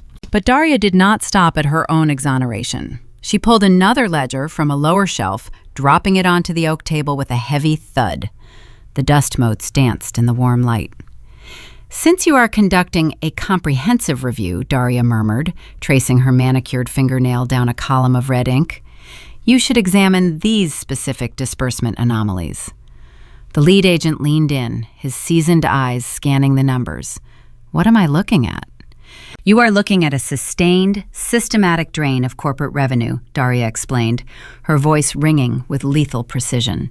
"Millions of dollars diverted from our operational accounts, routed through domestic holding firms, and deposited into offshore shell companies in the Cayman Islands."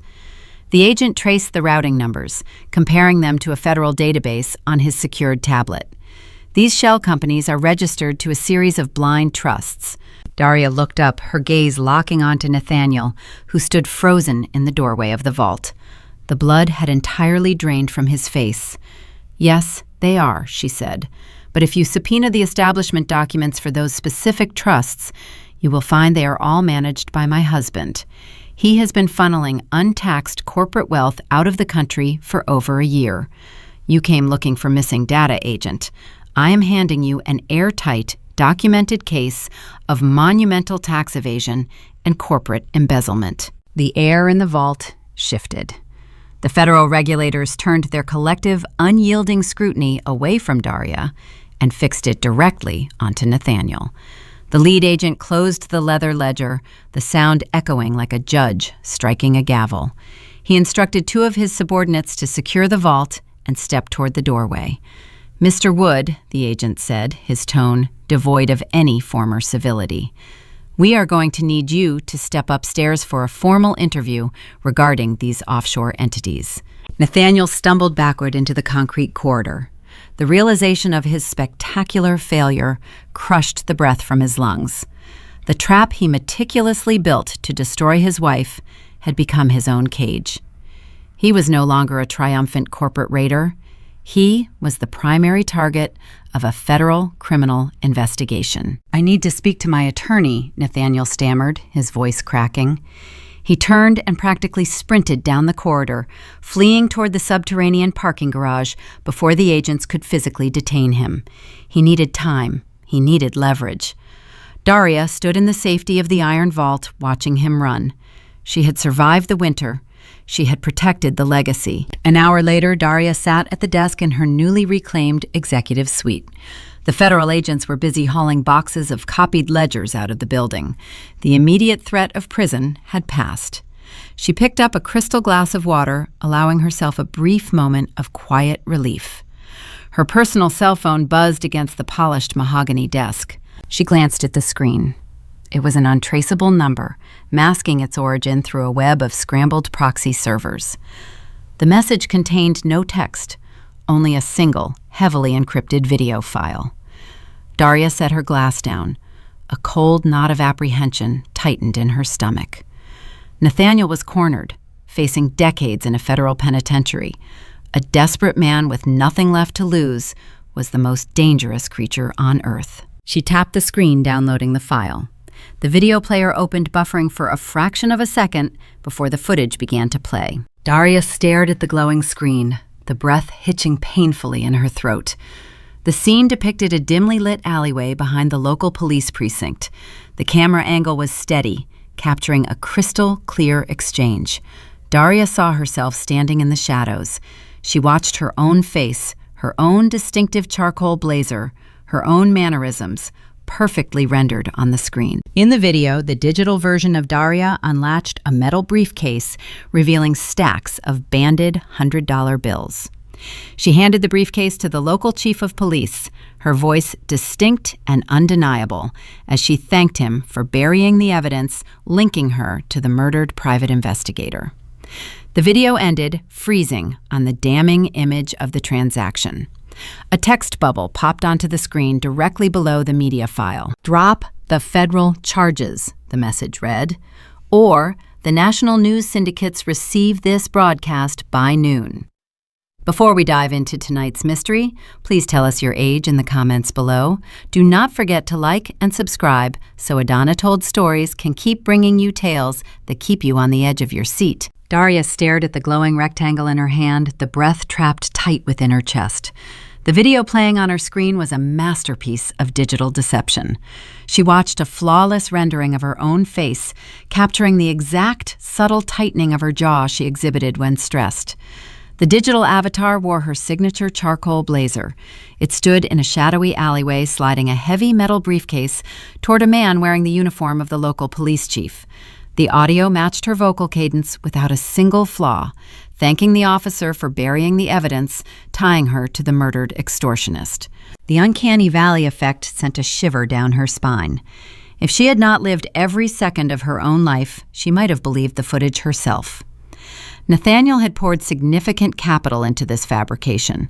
Artificial intelligence had mapped her features, synthesizing her voice and mannerisms into a lethal weapon. The text message beneath the file blinked with his ultimatum: call off the federal agents, bury the tax evasion inquiry. If she refused, the deepfake would hit every major news network before lunch. The court of public opinion did not wait for forensic verification. Once the broadcast aired, shareholders would riot. The board would cast her out to preserve the brand, and a grand jury would convene based on public outcry alone. She set the phone face down on the polished mahogany desk. The wood felt cool beneath her fingertips. Panicking was a luxury she could not afford.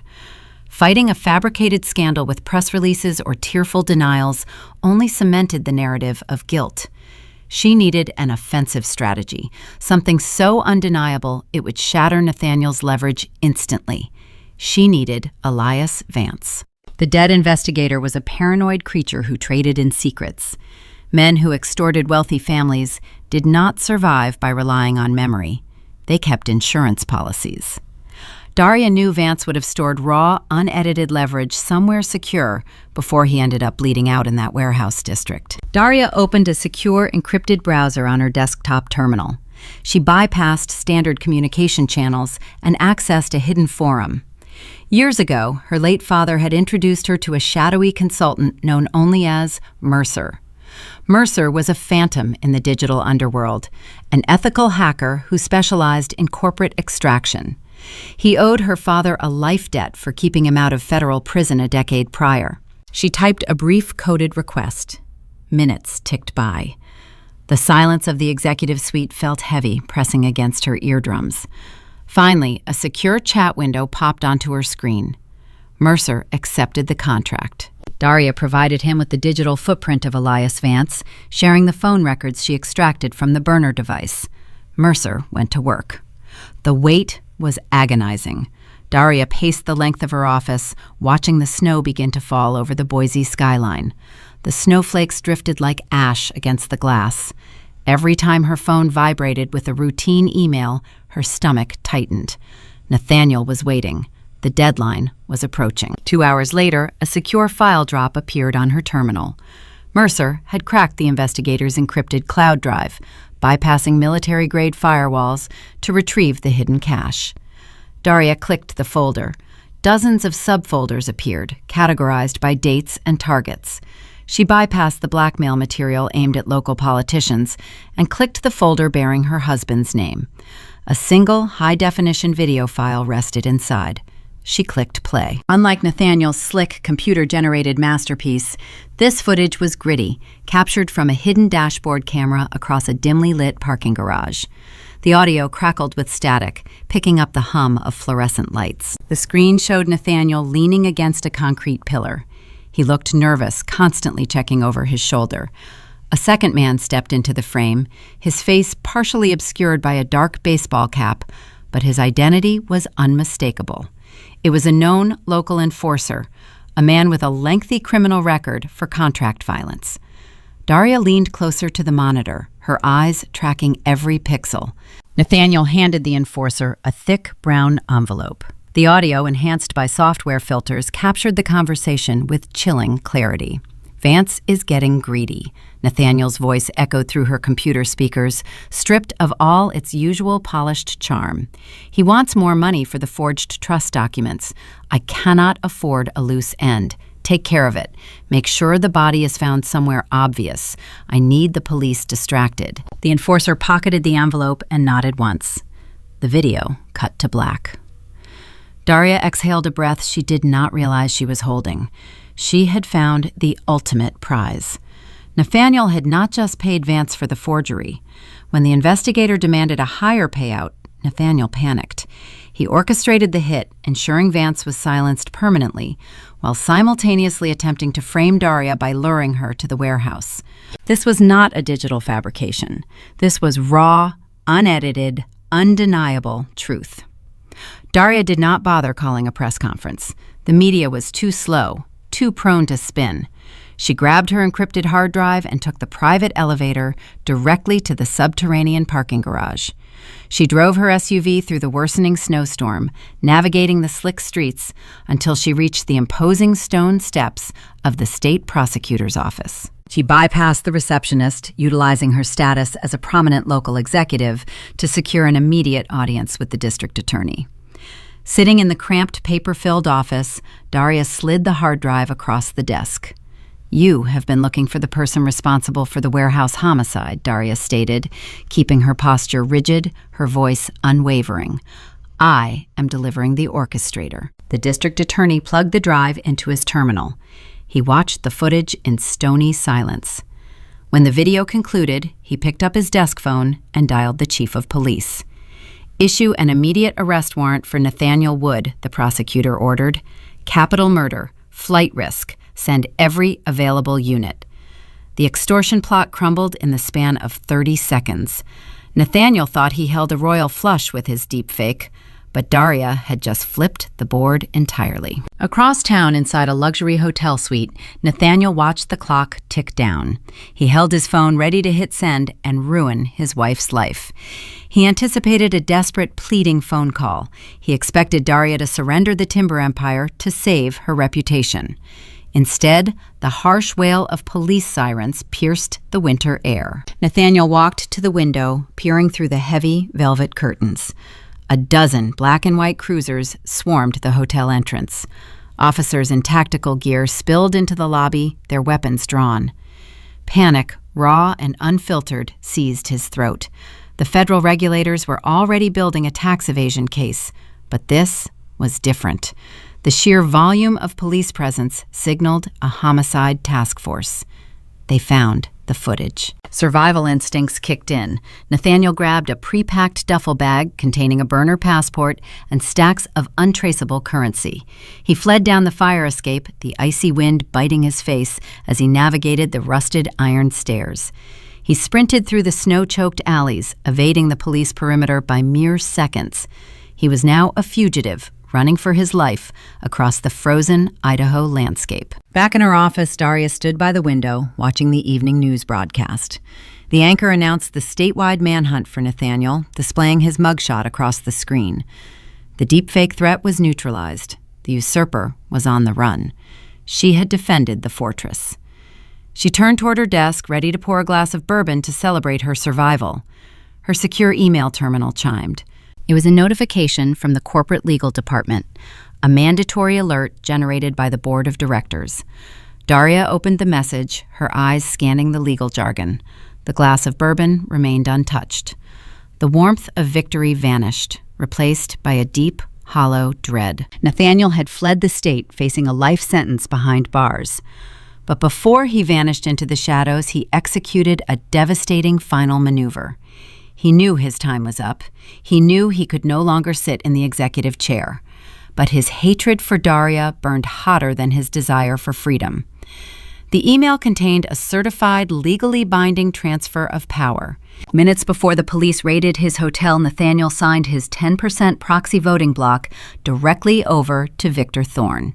He utilized a blind trust to execute the transaction, bypassing any standard compliance reviews. Daria stared at the digital signatures, the reality of the situation sinking in like a stone.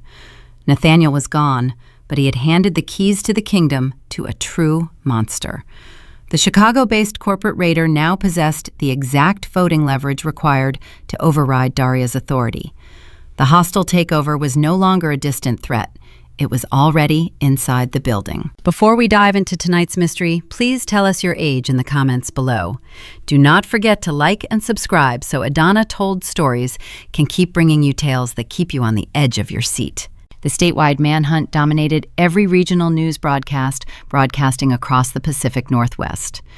Daria sat in the driver's seat of her SUV, listening to the radio anchor detail the widening perimeter. State troopers had established roadblocks along every major highway exiting the Boise metropolitan area. Helicopters equipped with thermal imaging scoured the dense forests, searching for the disgraced executive fleeing a capital murder charge.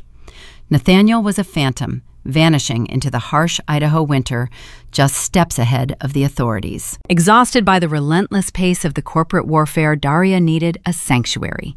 She steered her vehicle off the main interstate, taking the winding, treacherous mountain roads deep into the remote Sawtooth Range. The asphalt gave way to packed dirt and ice. Towering snow-draped pines closed in around her, filtering the fading afternoon sun into a cold, bruised twilight. Her destination was a secluded, high-security cabin built by her grandfather decades ago.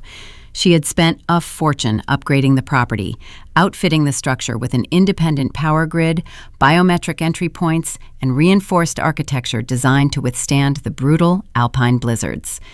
It was a fortress of solitude, a place where she could breathe and formulate a defense against the looming threat of Victor Thorne. Daria parked inside the heated garage and entered the silent cabin. The heavy timber beams groaned softly under the weight of the accumulating snow on the roof. The isolation was profound. There were no sirens here, no ringing boardroom telephones, no flashing camera lenses. An eerie, suffocating tension blanketed the property. The silence was so dense it rang in her ears. She walked into the expansive living room and ignited the gas fireplace with a flick of a wall switch. The flames roared to life, casting long, dancing shadows across the leather furniture and the Navajo rugs. Daria poured herself a measure of dark bourbon, standing by the floor-to-ceiling windows. Outside, a blinding squall had descended. The snow fell in thick horizontal sheets, burying the access road and erasing the tree line. She took a slow sip of the bourbon, letting the heat burn down her throat. Her mind raced, calculating the implications of the email she received hours prior. The transfer of the proxy voting block was the ultimate act of spite. Victor Thorne was not a man who negotiated. He was a corporate butcher. Armed with Nathaniel's shares, Thorne would gut the timber empire, fire the workforce, and sell the raw land to the highest bidder. A sudden, sharp draft of freezing air brushed against the back of her neck. The drop in temperature was subtle, but in a hermetically sealed smart home, it was a glaring anomaly. Daria stiffened. The scent of wet wool, stale sweat, and copper invaded the pristine air of the cabin. She turned around slowly. Nathaniel stood in the archway of the kitchen. The polished, arrogant executive was gone. In his place stood a ragged, desperate fugitive. His expensive Italian suit was torn and soaked through with freezing slush. His face was pale. His lips tinted a dangerous shade of blue from exposure. His eyes were wide, hollow, and frantic, darting around the room like a cornered predator. In his right hand, he held a dark, semi-automatic pistol. The barrel pointed directly at her chest. "You changed the access codes on the front gate." Nathaniel rasped, his voice a raw sandpaper whisper. "But you forgot. I still know the manual override for the utility hatch." Daria did not drop her glass. She did not scream. Her pulse hammered a frantic rhythm against her ribs, but her expression remained glacially composed. Panic was a liability she could not afford. "You are a hunted man, Nathaniel," she said, keeping her tone even and measured. "Every trooper in the state is looking for you. Coming here was a mistake." "I had nowhere else to go," he spat, stepping deeper into the living room. He kept the weapon raised, his hand trembling slightly from the biting cold and the adrenaline. "The police froze my domestic accounts. The feds flagged my passport. I am trapped in this freezing wasteland, and it is your fault." Daria noted the subtle shake in his grip. He was unhinged, functioning on pure desperation. "You paid a man to commit murder," she countered calmly. "You orchestrated your own downfall." "Shut up," Nathaniel shouted, the sudden volume echoing harshly off the timber walls. "I am not here to argue morality with you. I need capital. I know you keep a secure terminal in the basement linked to an unmonitored offshore crypto exchange. You are going to log in, bypass the security protocols, and transfer $2 million into my ghost wallet. With untraceable funds, I can pay a coyote to smuggle me across the Canadian border before dawn." Daria calculated her options. A physical confrontation was suicide. She needed to disarm the situation using the only weapon she had left, her intellect and her intimate knowledge of the cabin's architecture. "If I transfer the funds, you leave," Daria stated, maintaining eye contact. "I walk out the back door and you never see me again," Nathaniel promised, gesturing with the pistol toward the hallway. "Move." "Down to the office." Daria set her bourbon glass on the mantel. She walked slowly, keeping her hands visible, guiding him down the corridor and toward the heavy steel door that concealed the subterranean level. The basement was not a standard cellar. It was a reinforced bunker, originally designed by her grandfather to protect the family from avalanches and forest fires. Daria had modernized it, turning it into a secure executive workspace encased in poured concrete and fortified steel. She descended the wooden stairs, feeling the cold muzzle of the pistol pressing lightly against her spine. The smart home sensors tracked their movement, illuminating the stairwell with a soft, automated glow. They reached the bottom floor. The subterranean office was austere, featuring a sleek metal desk, a high-powered computer terminal, and reinforced concrete walls. The heavy pneumatic blast doors stood open, awaiting a command. "Sit at the desk," Nathaniel ordered, lingering near the threshold of the doorway. "Do not try anything clever. One wrong keystroke, and I will pull the trigger. Daria sat in the leather chair. The computer terminal hummed to life as she tapped the keyboard. The glow of the monitor reflected in her eyes. She opened a command prompt window, bypassing the standard visual interface. Nathaniel watched her fingers, his breathing shallow and rapid. He understood corporate finance, but he lacked her granular understanding of the cabin's integrated security grid. She did not open a cryptocurrency exchange. She opened the localized root directory for the smart home defense protocols. "What is taking so long?" Nathaniel demanded, taking a step closer, his suspicion rising. "The offshore servers require a dual verification handshake," Daria lied smoothly, typing a sequence of encrypted commands. "I am finalizing the routing numbers now." She poised her finger over the enter key. She took a slow, silent breath, bracing her core. Daria struck the key. The response was instantaneous. A deafening pneumatic hiss filled the subterranean space. Above their heads, emergency strobe lights flashed a brilliant, blinding crimson. The heavy steel blast doors, weighing over 2 tons, slammed shut with a bone-rattling thud, sliding seamlessly into their reinforced tracks. The locking mechanism engaged with a series of heavy metallic clacks, sealing the office with the impenetrability of a bank vault. Simultaneously, the command executed a silent, top-tier emergency distress signal directly to the state trooper barracks, broadcasting her exact GPS coordinates and a code indicating an armed hostage situation. Nathaniel jumped back as the door sealed, his eyes widening in pure terror. He rushed the steel barrier, pounding his fists against the immovable metal. He turned his weapon toward the electronic keypad on the wall, but Daria had already disabled the internal release mechanisms. "You locked us in," he screamed, turning the gun back toward Daria, his chest heaving. "Open the door. Open it right now." "I cannot," Daria replied, spinning her chair around to face him. She folded her hands in her lap, exuding an aura of untouchable calm.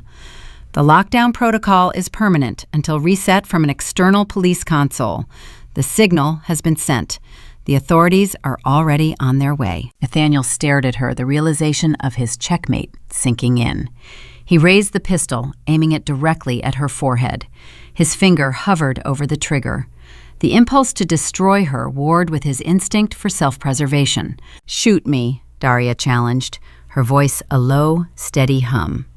"But remember, a locked vault is airtight. The ventilation systems shut down during an emergency protocol to prevent gas intrusion. If you kill me, you will suffocate in the dark long before the police bring the cutting torches." The logic penetrated his frantic mind. Nathaniel slowly lowered the weapon, his hand trembling uncontrollably. The fight drained out of him. He sank to the concrete floor, curling his knees toward his chest, trapped like a rat in an inescapable cage. Daria sat in the silent, crimson-lit vault, watching the man who had tried to steal her life wither into nothingness. They waited in the stifling quiet for 45 minutes. A heavy, mechanical grinding echoed from the other side of the steel doors. The state troopers had arrived. The external release codes were entered. The pneumatic locks disengaged, and the blast doors slid open. A dozen tactical officers flooded the subterranean office, their rifles raised and flashlights cutting through the dim light. "Drop the weapon," a trooper roared. Nathaniel did not resist. He let the pistol clatter against the concrete. The officers threw him against the wall, kicking his legs apart and slamming cold steel handcuffs over his wrists. They hauled him up roughly, dragging him toward the stairwell. Daria followed them up into the living room and out onto the front porch. The blizzard had broken, leaving the mountain bathed in the stark silver light of a full moon. Red and blue police lights reflected brightly across the pristine snowdrifts. 2 troopers shoved Nathaniel toward the back of a waiting cruiser. He stumbled in the deep snow, falling to his knees. The officers yanked him upright. Before they pushed his head beneath the doorframe of the police vehicle, Nathaniel stopped. He turned his head, locking eyes with Daria standing on the wooden porch. The hollow, defeated look vanished from his face. A terrifying, unhinged smile stretched across his bruised lips. He tilted his head back and let out a manic, echoing laugh that pierced the quiet mountain air. "You think you won?" Nathaniel yelled, his voice cracking with venomous delight. "You think trapping me saves your precious legacy?" Daria stood rigid, the cold wind whipping her hair across her face. The proxy transfer cleared an hour ago. "Daria!" he screamed as the troopers forced him into the back seat. Victor Thorne holds the voting block. He holds the keys. The hostile takeover is live, and he is going to burn your entire world to the ground. The heavy door of the cruiser slammed shut, cutting off his laughter. The police convoy sped down the mountain, leaving Daria alone in the frozen wilderness. The usurper was caged, but he had handed the executioner's axe to a true monster. The real war was only just beginning. Before we dive into tonight's mystery, please tell us your age in the comments below. Do not forget to like and subscribe so Edana Told Stories can keep bringing you tales that keep you on the edge of your seat. Victor Thorne did not arrive in Boise with a roar. He arrived with the quiet, suffocating pressure of a shifting tectonic plate. Armed with endless institutional capital and the 10% proxy voting bloc Nathaniel surrendered, the Chicago-based raider walked into the downtown headquarters as if he already owned the foundation. He did not care about the heritage of the Timber dynasty or the intricate bloodlines that governed the board. To him, the century-old trees were nothing more than standing inventory, and the sprawling Idaho acreage was real estate waiting to be liquidated for a staggering short-term dividend. Within hours of assuming his seat at the executive table, Victor initiated his protocol. He bypassed standard operational channels, leveraging his acquired proxy strength to force an emergency resolution. He issued a sweeping mandate halting all active logging operations across the state. The impact was instantaneous and devastating. High in the snowy ridges, the roar of chainsaws faded into an unnatural silence. Heavy diesel transport trucks idled in the mud, their engines cut cold. The human toll followed swiftly. Human Resources dispatched automated severance notices to hundreds of employees. Mill operators, truck drivers, and forest managers, many of whom belonged to families that had worked the timber lines for 3 generations, received pink slips in their digital inboxes. The layoffs were surgical, designed to bleed the operational expenses dry and prepare the physical assets for a rapid auction. Victor intended to carve up the estate, sell the parcels to commercial land developers, and walk away a billionaire, while the local economy withered. Daria stood by the window of her executive suite, watching the confused, angry employees carrying cardboard boxes out of the lobby doors far below. The emotional warfare that defined her battle with Nathaniel was useless here. Victor Thorne possessed no personal ties to manipulate. He harbored no secret affairs, no fragile ego, and no hidden familial resentments. He was a flawless financial machine. Attempting to negotiate with him was akin to bargaining with a winter storm. She had to pivot her strategy, changing the battlefield from the corporate boardroom to the muddy, frozen trenches of the Idaho working class. She left the pristine glass tower and drove toward the industrial outskirts of the city. The local union hall was a low cinder block building that smelled of damp wool, stale coffee, and decades of sweat. When Daria entered the dim meeting room, the atmosphere grew dense with hostility. Dozens of terminated loggers and mill workers glared at her, seeing only the tailored suit of the executive class that had just ruined their livelihoods. Sitting at the head of a battered folding table was Harlan, the veteran union foreman. His hands were thick and scarred from years of handling raw timber. He did not offer her a seat. "Your new partner is gutting us," Harlan stated, his voice a low, gravelly rumble that resonated in the quiet room. "We gave our youth to those mountains. Now we are told to pack our lockers by a machine-generated email."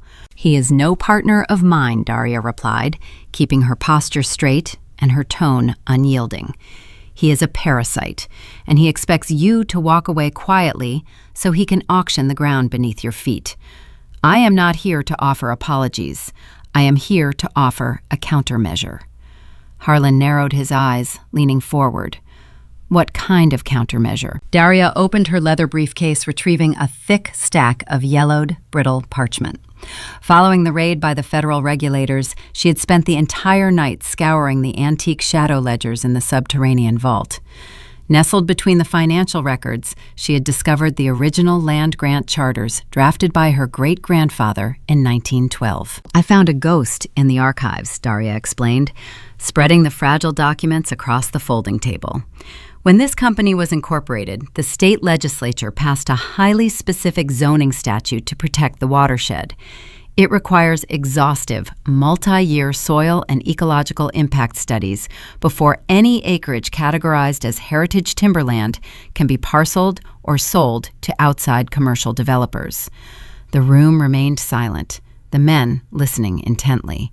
The statute has not been invoked in 80 years because the family never attempted to sell the land. Daria continued tapping a manicured fingernail against the faded ink. But the law is still on the books. Victor Thorne plans to liquidate the estate by the end of the fiscal quarter. We are going to bury him in a bureaucratic nightmare. Harlan inspected the archaic legal text, a slow, grim understanding dawning on his weathered face. "You want us to file grievances. I want every single terminated union member to file an individual environmental injunction against the liquidation permits," Daria instructed. "We will flood the state courts with thousands of distinct legal petitions. We will demand independent ecological surveys for every acre he tries to sell. The sheer volume of paperwork will create a gridlock that even a Chicago hedge fund cannot untangle." The foreman looked up, meeting her gaze with a newfound hardened respect. He extended a calloused hand across the table. "Let us go to war." Over the next 48 hours, the strategy deployed with devastating efficiency. The county courthouses were inundated. Local judges, sympathetic to the sudden plight of their own constituents, granted the emergency injunctions without hesitation. The legal barricades slammed down, effectively freezing the entirety of the timber estate. Victor Thorne could not auction a single blade of grass. His astronomical capital, the billions of dollars his investors expected him to return, was suddenly trapped in a labyrinth of century-old red tape. Inside his sterile luxury hotel suite in downtown Boise, Victor stared at the towering stack of court summons resting on his glass desk, his jaw clenched tight. The timeline of his acquisition had just expanded from 3 months to 5 years. The holding costs alone would erode his profit margins into dust. His investors were already calling, demanding explanations for the stalled liquidation. Victor realized he had underestimated his opponent. Daria Wood was not a typical corporate heir. She was a tactician who knew the local terrain far better than his expensive legal team. As long as she retained her title as the chief financial officer, she would continue to use company resources to fund the union lawsuits and block his maneuvers. He needed her removed from the board entirely to bypass the legal gridlock. He needed a weak link to cast the deciding vote. He opened a secondary dossier on his tablet, bringing up the profile of the one person who could hand him the keys. Vivian sat alone in her upscale, high-rise condominium, staring blankly at the snow falling past her balcony windows. The exposure of her true parentage had turned her into a social pariah. The wealthy socialites who once drank her champagne now ignored her calls. She was isolated, stripped of her bloodline prestige, yet she still held a residual honorary seat on the board of directors. A sharp knock echoed through her quiet apartment. Vivian opened the door to find Victor Thorne standing in the hallway. He wore a dark, immaculate suit, his presence exuding a chilling, predatory calm. He did not wait for an invitation, stepping past her into the foyer and closing the door behind him. "You are trespassing," Vivian said, her voice trembling as she backed away from the imposing figure. "I prefer to think of it as an intervention." Victor replied smoothly, walking toward her modern glass dining table. He dropped a plain manila folder onto the surface. The heavy thud made Vivian flinch.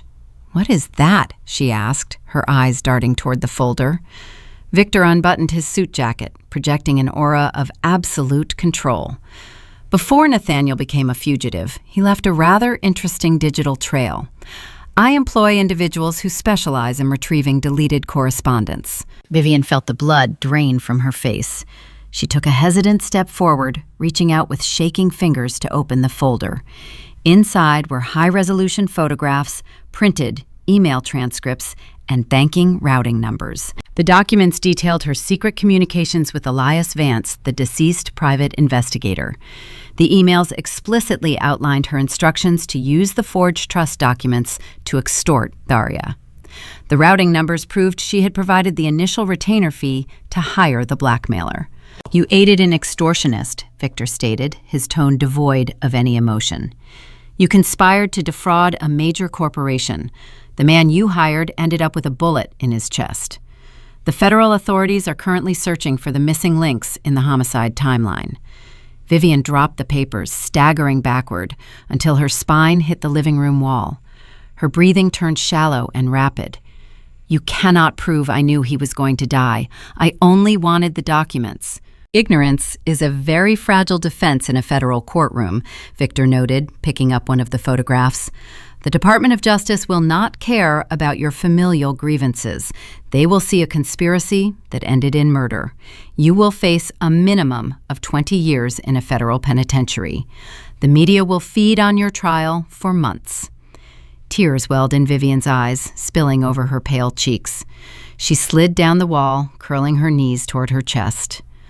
"What do you want from me?" "I require a simple administrative procedure," Victor said, looking down at her shivering form. "I am calling an emergency board vote tomorrow morning to permanently terminate Daria from the company. As an honorary director, your vote will provide the exact margin I need to remove her and dissolve her union lawsuits." Vivian looked up, her vision blurred with tears. "If I vote her out, she loses everything. The legacy will be erased." Victor turned toward the door, leaving the damning evidence spread across her dining table. "You have 24 hours to decide what matters more to you: the legacy of a sister who views you as an illegitimate burden, or your own freedom. Use your influence to vote Daria out, or I will hand this folder directly to the Federal Bureau of Investigation. Choose wisely." The heavy door clicked shut, leaving Vivian trapped alone in the silent condominium. The phantom walls of a prison cell were already closing around her, forcing her toward an impossible, devastating choice. The storm outside the Sawtooth cabin had finally broken, leaving behind a frozen, brittle silence. Daria sat near the dying embers of the hearth, reviewing the mounting legal filings against Victor Thorne. A sharp, erratic knocking at the front door severed her concentration. She approached the entryway, checking the security monitor. Vivian stood on the frozen porch. She wore no coat. Her emerald silk dress from days prior was stained and wrinkled. Her bare arms were wrapped tightly around her chest, her teeth chattering against the bitter cold. Daria opened the heavy wooden door. Vivian did not say a word. She stumbled into the foyer, dropping a wrinkled manila folder onto the hardwood floor. The photographs and banking transcripts spilled out, exposing her transactions with the dead investigator. "He is going to send me to prison," Vivian sobbed, her knees buckling beneath her. She sank to the floor, burying her face in her hands. "Victor Thorne has the proof. He gave me 24 hours to cast the deciding board vote against you, or he hands everything to the federal prosecutors." Daria looked down at the scattered papers. The trap was undeniable. Victor had bypassed the legal gridlock by weaponizing the weakest link. He aimed to sever Daria from the company forever. "Get up," Daria instructed, her tone devoid of its usual icy edge. She closed the front door, sealing out the freezing wind. Vivian shook her head, tears streaming down her pale cheeks. "I cannot fight him, Daria. I do not have your strength. I do not have a bloodline. I have nothing. I am a ghost in this family." Daria knelt, picking up the scattered photographs. The resentment that had fueled their war over the past weeks felt suddenly hollow. She looked at her sister. The polished socialite was gone. Only a terrified, broken woman remained. "Come to the kitchen," Daria said, offering her hand. They sat on the cold linoleum floor, leaning against the oak cabinets. The grandeur of the mountain estate felt stripped away, leaving only two exhausted siblings in the quiet night. Daria reached into the back of a lower cabinet, bypassing the crystal decanters of aged scotch. She pulled out a dusty bottle of cheap, harsh whiskey left behind by a roofing contractor years ago. She unscrewed the cap and handed the bottle to Vivian. Vivian took a hesitant sip. The raw alcohol burned her throat, drawing a sharp cough, but the heat brought a faint flush of color back to her cheeks. She passed the bottle back. "Our father built an empire," Vivian whispered, staring at the floorboards. "But he destroyed his daughters. He pitted us against each other from the moment we could walk. He made you the untouchable heir and made me the useless ornament. I hated you for it. I hated you because he loved you." Daria took a slow drink from the bottle. The cheap liquor stung, offering a grounding physical pain. "He did not love me, Vivian. He molded me into a weapon. He stripped away every soft part of my personality so I could survive rooms full of men like Victor Thorne. I carried the weight of the timber legacy so you could live freely. But you saw my cage as a throne." The shared confession hung in the quiet kitchen. Decades of toxic, festering jealousy evaporated, replaced by a profound mutual mourning. They were mourning the functional, supportive family they never had the chance to build. The genetic revelation, the boardroom betrayals, the extortion, it all traced back to the cold, calculating design of their upbringing. Vivian wiped her eyes, her mascara smudged into dark shadows. "I have to cast the vote tomorrow. If I do not, Victor will destroy my life." "If you cast that vote, Victor destroys the legacy," Daria replied, setting the bottle on the floor. "He fires the workers. He liquidates the forests. The empire falls." "Then what do we do?" Vivian asked, her voice trembling with residual fear. "We stop fighting each other," Daria stated, her gaze locking onto Vivian. "We fight the outsider. You are going to vote to retain me. But before the sun comes up, we are going to dismantle his leverage. You are going to act as my double agent." The plan was perilous, relying on razor-thin margins of error. Daria contacted her private security liaisons men, who operated parallel to local law enforcement. Within 3 hours, a technician arrived at the cabin. He outfitted Vivian with a microscopic audio transmitter, weaving the delicate wire into the seam of her tailored wool coat. The receiver linked directly to a mobile command center, parked 3 blocks from the downtown corporate headquarters. Vivian placed a call to Victor, her voice shaking with genuine anxiety. She requested an urgent late-night meeting at the executive penthouse, claiming she needed written assurance of her immunity before she cast the deciding vote. Victor, confident in his absolute superiority, agreed. The Boise skyline was dark as Vivian entered the glass tower. The lobby was deserted, occupied only by a lone security guard on Victor's payroll. She rode the private elevator to the 50th floor, her pulse pounding a frantic rhythm against her ribs. The microphone resting against her collarbone felt heavy, a cold reminder of the stakes. The elevator doors slid open. The penthouse level was silent, the expansive windows overlooking the sleeping city. Victor sat behind the wide mahogany desk, reviewing a stack of liquidation permits. He did not look up as Vivian stepped into the room. "You are cutting it close to the deadline," Victor noted, his tone carrying a casual menace. "Do we have an understanding regarding tomorrow?" Vivian gripped the edges of her coat, forcing her voice to remain steady. "I will vote to remove Daria, but I need you to confirm the terms. I need to hear you say that you will destroy the evidence linking me to Elias Vance." Victor paused. He set his pen down, his eyes narrowing as he finally looked at her. The request was reasonable for a desperate woman, but Victor survived the brutal world of corporate raiding by trusting his instincts. His gaze swept over her rigid posture, the slight tremor in her hands, and the unnatural stiffness of her collar. "I have made my terms very clear," Victor said, pushing his chair back. He stood and walked slowly around the desk. His movements were deliberate, predatory. He reached into his jacket pocket and retrieved a small, rectangular electronic device. Vivian took a step backward, her breath hitching. "What is that?" "A precaution," Victor replied. He pressed a button on the side of the device. A low, rhythmic clicking sound filled the quiet office. The digital signal sweeper scanned the room for unauthorized radio frequencies. As Victor stepped closer to Vivian, the clicking accelerated, transforming into a rapid, high-pitched whine. The device confirmed the presence of an active transmission signal. Victor stopped. The silence that followed was suffocating. His cold, calculating eyes locked onto her coat. "You brought a wire into my office," Victor stated. The realization stripped away his polished exterior, revealing the ruthless enforcer underneath. He knew the federal authorities relied on recorded extortion demands to build their cases. He recognized the trap. Vivian spun around, sprinting toward the heavy oak doors leading to the corridor. Her heels slipped on the polished marble floor.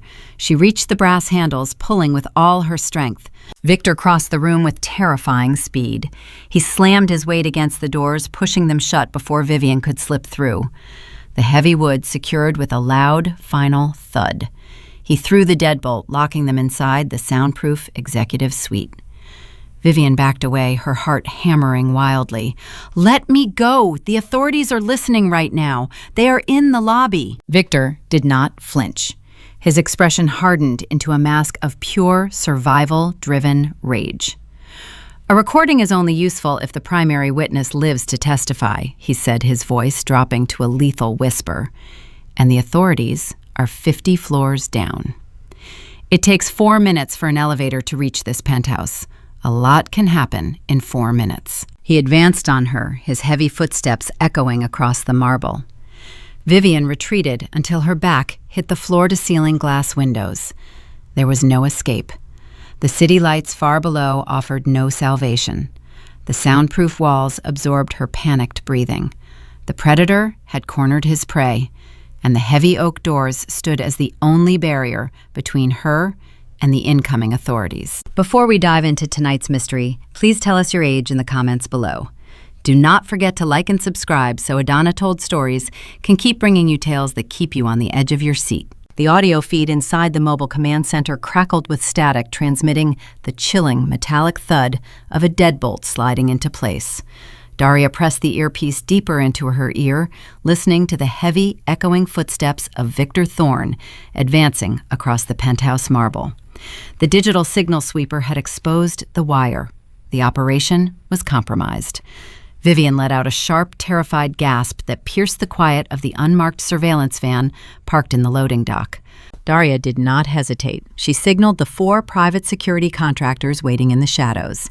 These men were seasoned extraction specialists, professionals, who operated with silent, ruthless efficiency. They bypassed the main lobby entirely, breaching the restricted service elevator designed for freight. Daria stepped into the steel carriage alongside the operatives.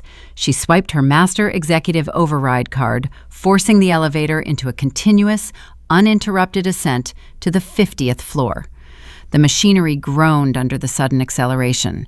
Through her earpiece, Daria heard Victor murmuring cold threats, assuring Vivian that the authorities were too far away to intervene.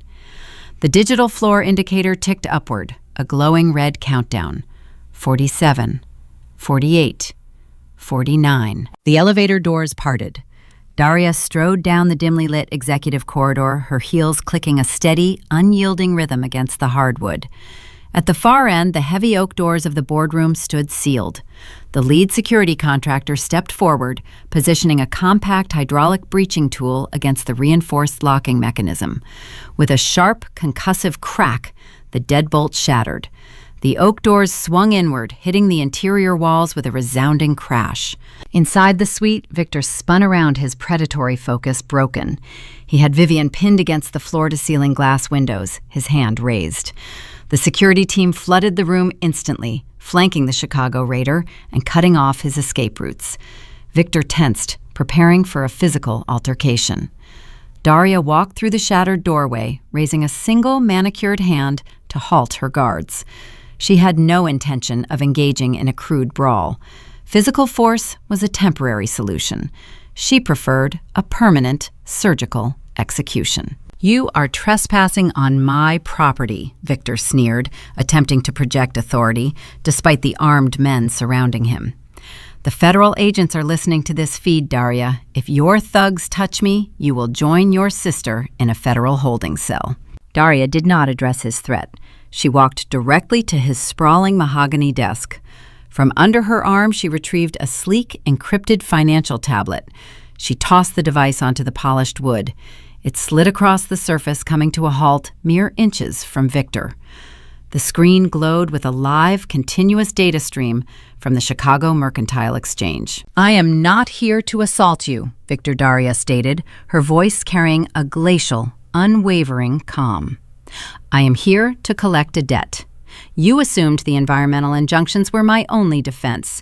You thought I was fighting a desperate, localized war to protect a few acres of Idaho timber. You underestimated the scope of my vision." Victor Floyd frowned, his gaze dropping to the glowing tablet. The data displayed the internal metrics of his primary hedge fund, the financial engine that powered his entire corporate rating syndicate. "While you spent the last week focusing on the bureaucratic gridlock in the state courts, I spent my time analyzing your broader portfolio," Daria explained, stepping closer to the desk. "You run a highly leveraged firm, Victor. You borrow astronomical sums of capital to fund your hostile takeovers, relying on quick liquidations to cover your debts. Your primary fund is dangerously overextended. You are stretched thin across a dozen different markets."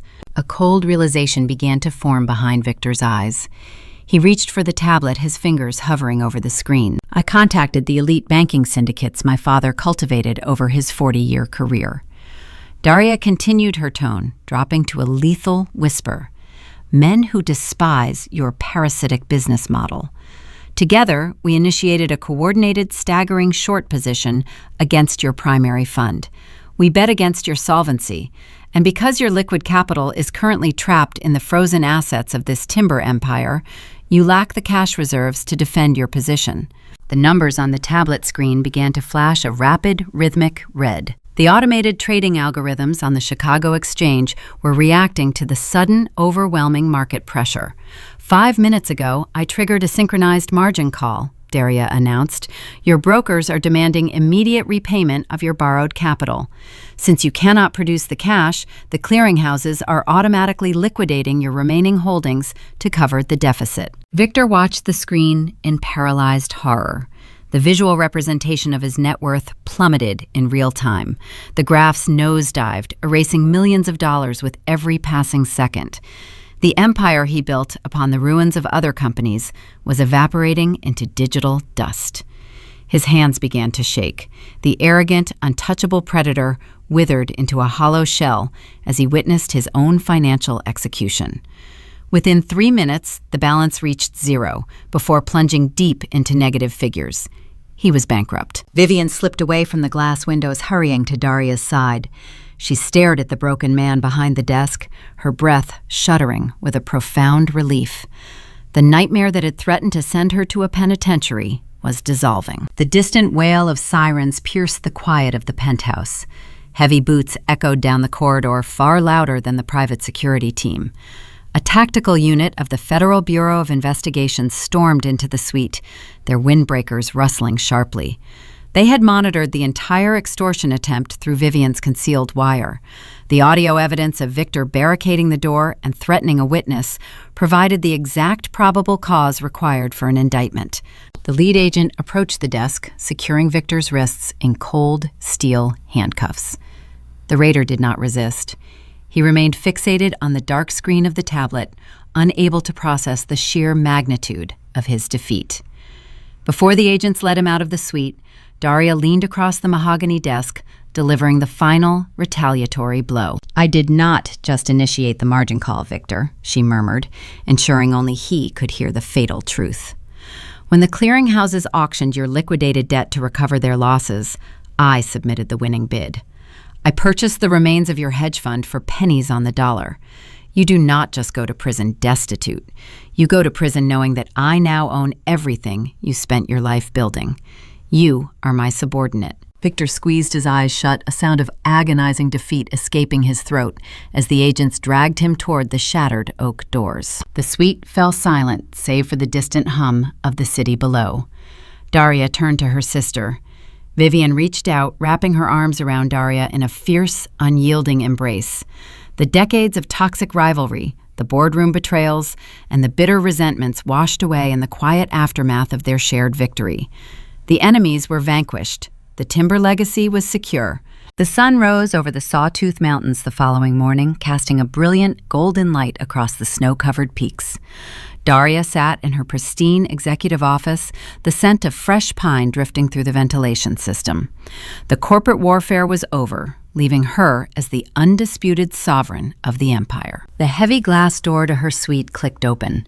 Daria expected to see her assistant delivering the morning briefings. Instead, her senior corporate attorney stepped into the room. He carried no legal briefs or stock portfolios. In his hands, he held a single, aged envelope sealed with dark red wax. The attorney placed the envelope on the center of her desk, his expression somber and reverent. The final revelation was waiting inside. Before we dive into tonight's mystery, please tell us your age in the comments below. Do not forget to like and subscribe so Edana Told Stories can keep bringing you tales that keep you on the edge of your seat.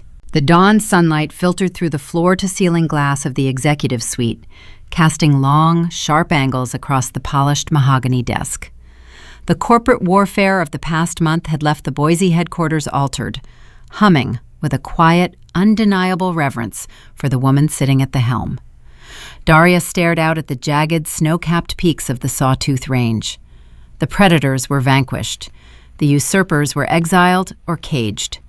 The timber legacy stood secure. The heavy glass door clicked open, breaking the morning silence. Daria turned to see her senior corporate attorney stepping into the room.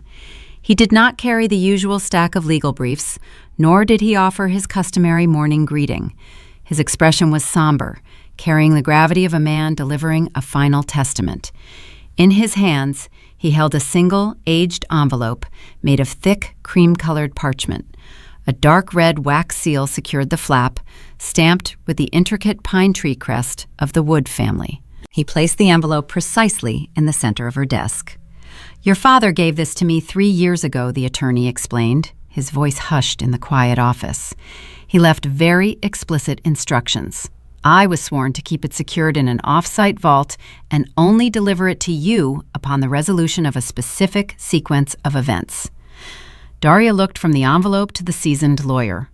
What events? The neutralization of Nathaniel, the ousting of Marcus, and the defeat of Thorn Capital, the attorney replied. "He told me that if you successfully navigated those 3 trials, you would be ready to read his final words. If you failed, the letter was to be incinerated." A chill cascaded down Daria's spine, settling deep into her bones. She dismissed the attorney with a silent nod.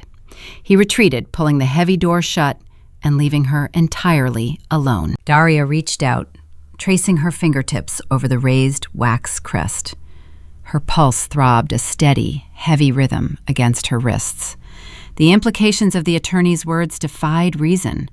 Her father had died suddenly, allegedly from an undetected cardiac event. Yet this envelope suggested a level of foresight that bordered on the supernatural. She slid a silver letter opener beneath the flap. The wax snapped with a sharp, brittle crack that echoed through the suite. She unfolded the heavy parchment. The handwriting was unmistakable. It was her father's script, written in bold, slashing strokes of black ink. "My dearest Daria," the letter began, "if you are reading these words, the winter is past. You are sitting at my desk, and the empire is yours. You have survived the storm." Daria gripped the edges of the paper, her eyes scanning the paragraphs. "You must understand that a timber dynasty is a living, breathing entity. It requires ruthless stewardship. Long before my heart began to fail, I received a terminal diagnosis. The doctors gave me a timeline, and I spent those final months evaluating the foundation I was leaving behind. What I saw terrified me." The ink pressed deep into the page, reflecting the fierce conviction of the man who wrote it. "I saw the rot festering in our own foundation. I saw Nathaniel's unchecked ambition hidden beneath his tailored suits and charming smiles. I saw Marcus siphoning our resources, blinded by his own ineptitude. I saw Vivian's toxic, crippling resentment. And beyond our walls, I saw the vultures circling.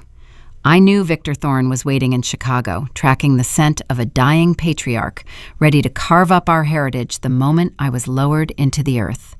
Daria stopped breathing. The office around her seemed to blur, leaving only the stark black words on the page. I could have fired Nathaniel, the letter continued. I could have initiated criminal charges against Marcus. I could have paid off Thorne and secured the borders. But what would happen the next time a predator arrived at our gates? I would be gone. You would be surrounded by smiling traitors ruling over a fragile court. You were brilliant, Daria, but you still possessed too much faith in the people around you. You believed in the illusion of loyalty. The next sentence shattered everything she believed to be true about the past month. I had to burn the forest to save the soil. I found Elias Vance. I paid the extortionist to approach Vivian, knowing her jealousy would make her an eager participant. I traveled to Switzerland and paid an astronomical sum to falsify the DNA records, planting the seed of Vivian's illegitimacy in the downtown vault. I orchestrated the marital loophole. I deliberately left the gates unlatched, leaving the company vulnerable to Thorne Capital. Daria lowered the letter, her hands trembling.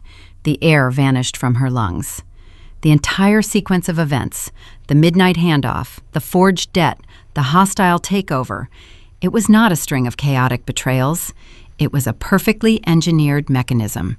Her father had set the trap. Nathaniel did not orchestrate a mastermind plot. Nathaniel merely walked blindly into the snare her father had laid, driven by his own predictable greed. She lifted the parchment again, forcing her eyes to read the final, devastating paragraphs. I set the domino chain into motion, Daria. It was a merciless crucible, a post-mortem gauntlet designed to purge the parasites from our family tree. I needed you to feel the sting of intimate betrayal. I needed you to stand on the edge of ruin, stripped of your allies, and realize that your survival depended solely on your own intellect and ruthlessness. The empire required a sovereign forged in iron, not a caretaker. A tear escaped her eye, tracing a hot path down her cheek, but she did not brush it away. I knew the trials would bring you to the brink of despair. I knew it would demand pieces of your soul you can never reclaim. But I also knew you possess the strength to conquer them. You are my true legacy, Daria. I loved you enough to put you through hell because I knew you would conquer the flames and emerge unshakable. Command the empire. Do not let them forget your name. The signature at the bottom of the page was sharp and uncompromising. Daria carefully folded the parchment, setting it back onto the mahogany desk. A profound, chilling mixture of grief, awe, and empowerment flooded her senses. The patriarch had played them all from beyond the grave. He had weaponized his own death, utilizing the flaws of his enemies to initiate a brutal stress test. He excised the infection by forcing the infection to attack. She stood up and walked to the sprawling glass windows. The Boise skyline stretched out below her, a bustling network of commerce and ambition. Beyond the city, the dark, endless expanses of the Idaho timberlands carpeted the mountains. It was a vast, unforgiving landscape that demanded respect and exacted a heavy toll from those who dared to harvest it. Her victimhood evaporated into the crisp morning air. She was never the prey. She was the chosen successor, undergoing a lethal initiation rite designed by a man who understood the true cost of power. The pain she endured over the past month was the heat of the forge hammering away her vulnerabilities, hardening her resolve into something unbreakable. Daria returned to her desk. Resting next to the aged envelope was a crisp legal folio containing her finalized divorce documents. The paperwork detailed the total dissolution of her marriage, stripping Nathaniel of any remaining claims or assets.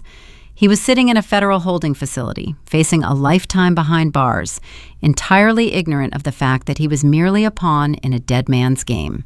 She picked up her silver fountain pen. The metal felt heavy and cold against her skin. She did not hesitate. She did not feel a single lingering trace of sorrow for the man who had shared her home. She pressed the nib to the paper, signing her name with a sweeping, decisive stroke. The ink dried instantly, severing the final tether to her past. She closed the folio.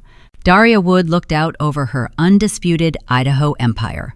The snow on the ridges gleamed like polished diamonds under the ascending sun. The air in the executive suite felt different now.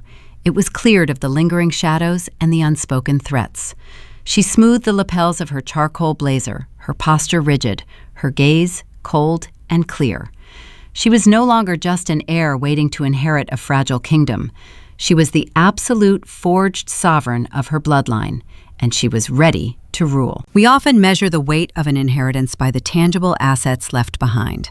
Sprawling estates, robust stock portfolios, or a family name commanding respect in the cutthroat corridors of American corporate life.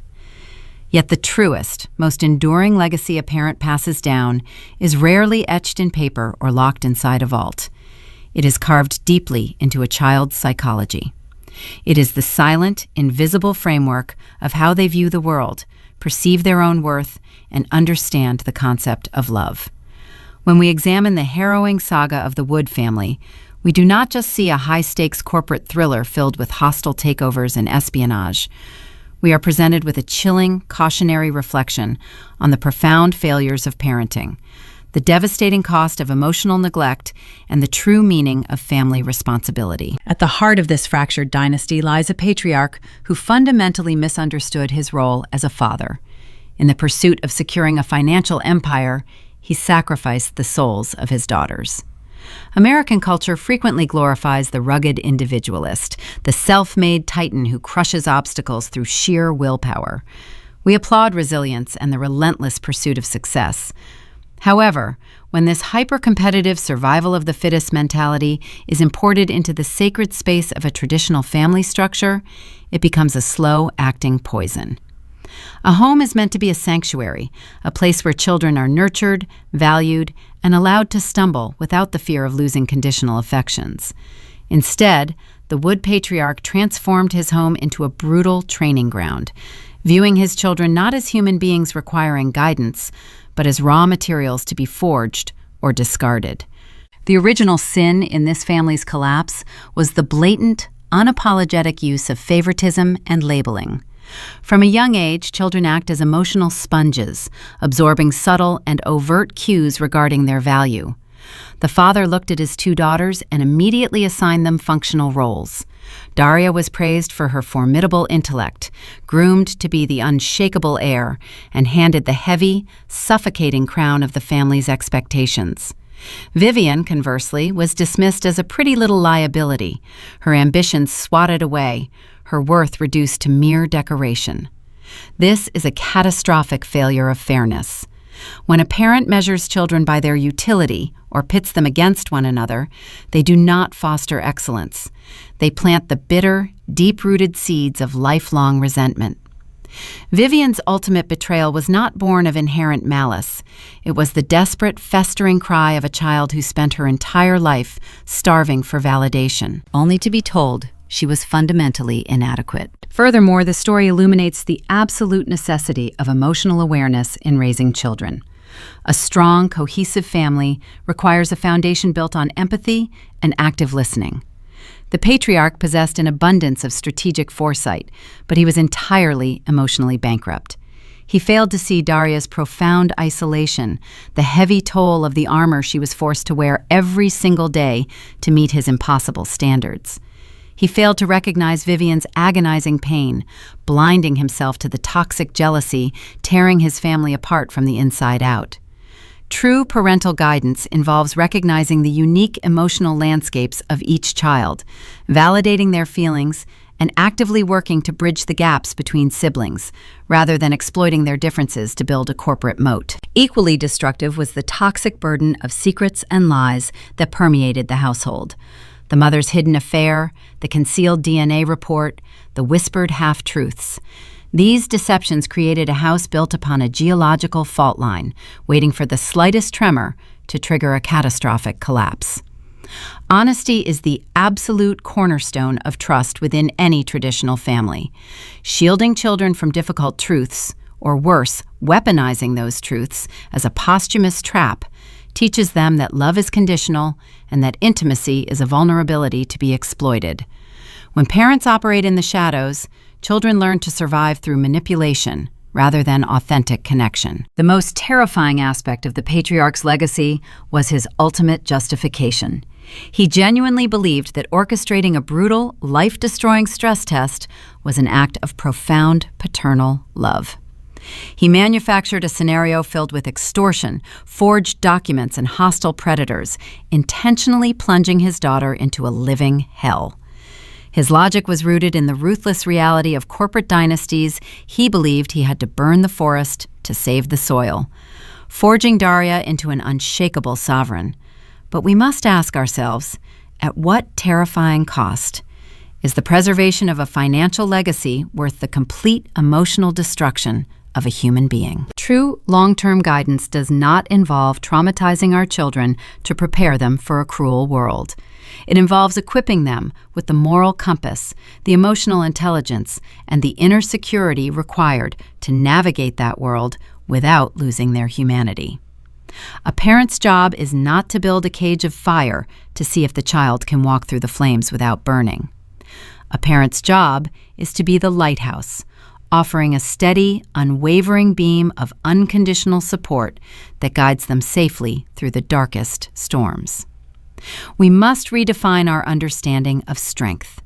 True strength is not the capacity to endure endless betrayal with a cold, hardened heart. It is the courage to remain open, to foster trust, and to build relationships that are not purely transactional. Stories have the profound power to hold a mirror up to our own lives and relationships. If you find yourself captivated by narratives that peel back the glamorous facade of wealth to examine the raw, beating heart of human nature and family dynamics, please follow the channel Edana Told Stories. We are dedicated to bringing you thought-provoking tales that challenge your perspective, exploring the profound depths of betrayal, redemption, and the unbreakable bonds of family. Join our community and never miss a journey into the shadows of the human experience. When the dust settles on the Idaho timber empire, Daria stands as the absolute, undisputed sovereign of her bloodline. She has conquered her enemies, secured her wealth, and fulfilled her father's grim posthumous prophecy. But as she looks out over the pristine, snow-capped mountains, one cannot help but wonder what remains inside her chest. The armor is flawless, but the soul underneath has been scarred beyond recognition. It leaves us to look inward to examine the quiet moments within our own homes, the words we speak to our children, and the silent expectations we place upon their shoulders. Are we building a sanctuary of love, honesty, and emotional awareness? Or are we too quietly laying the bricks of a fortress, unaware of the cold, heavy shadows we are casting on the people we hold most dear? The legacy we leave behind is being written right now, not in our bank accounts, but in the hearts of those who look to us for light.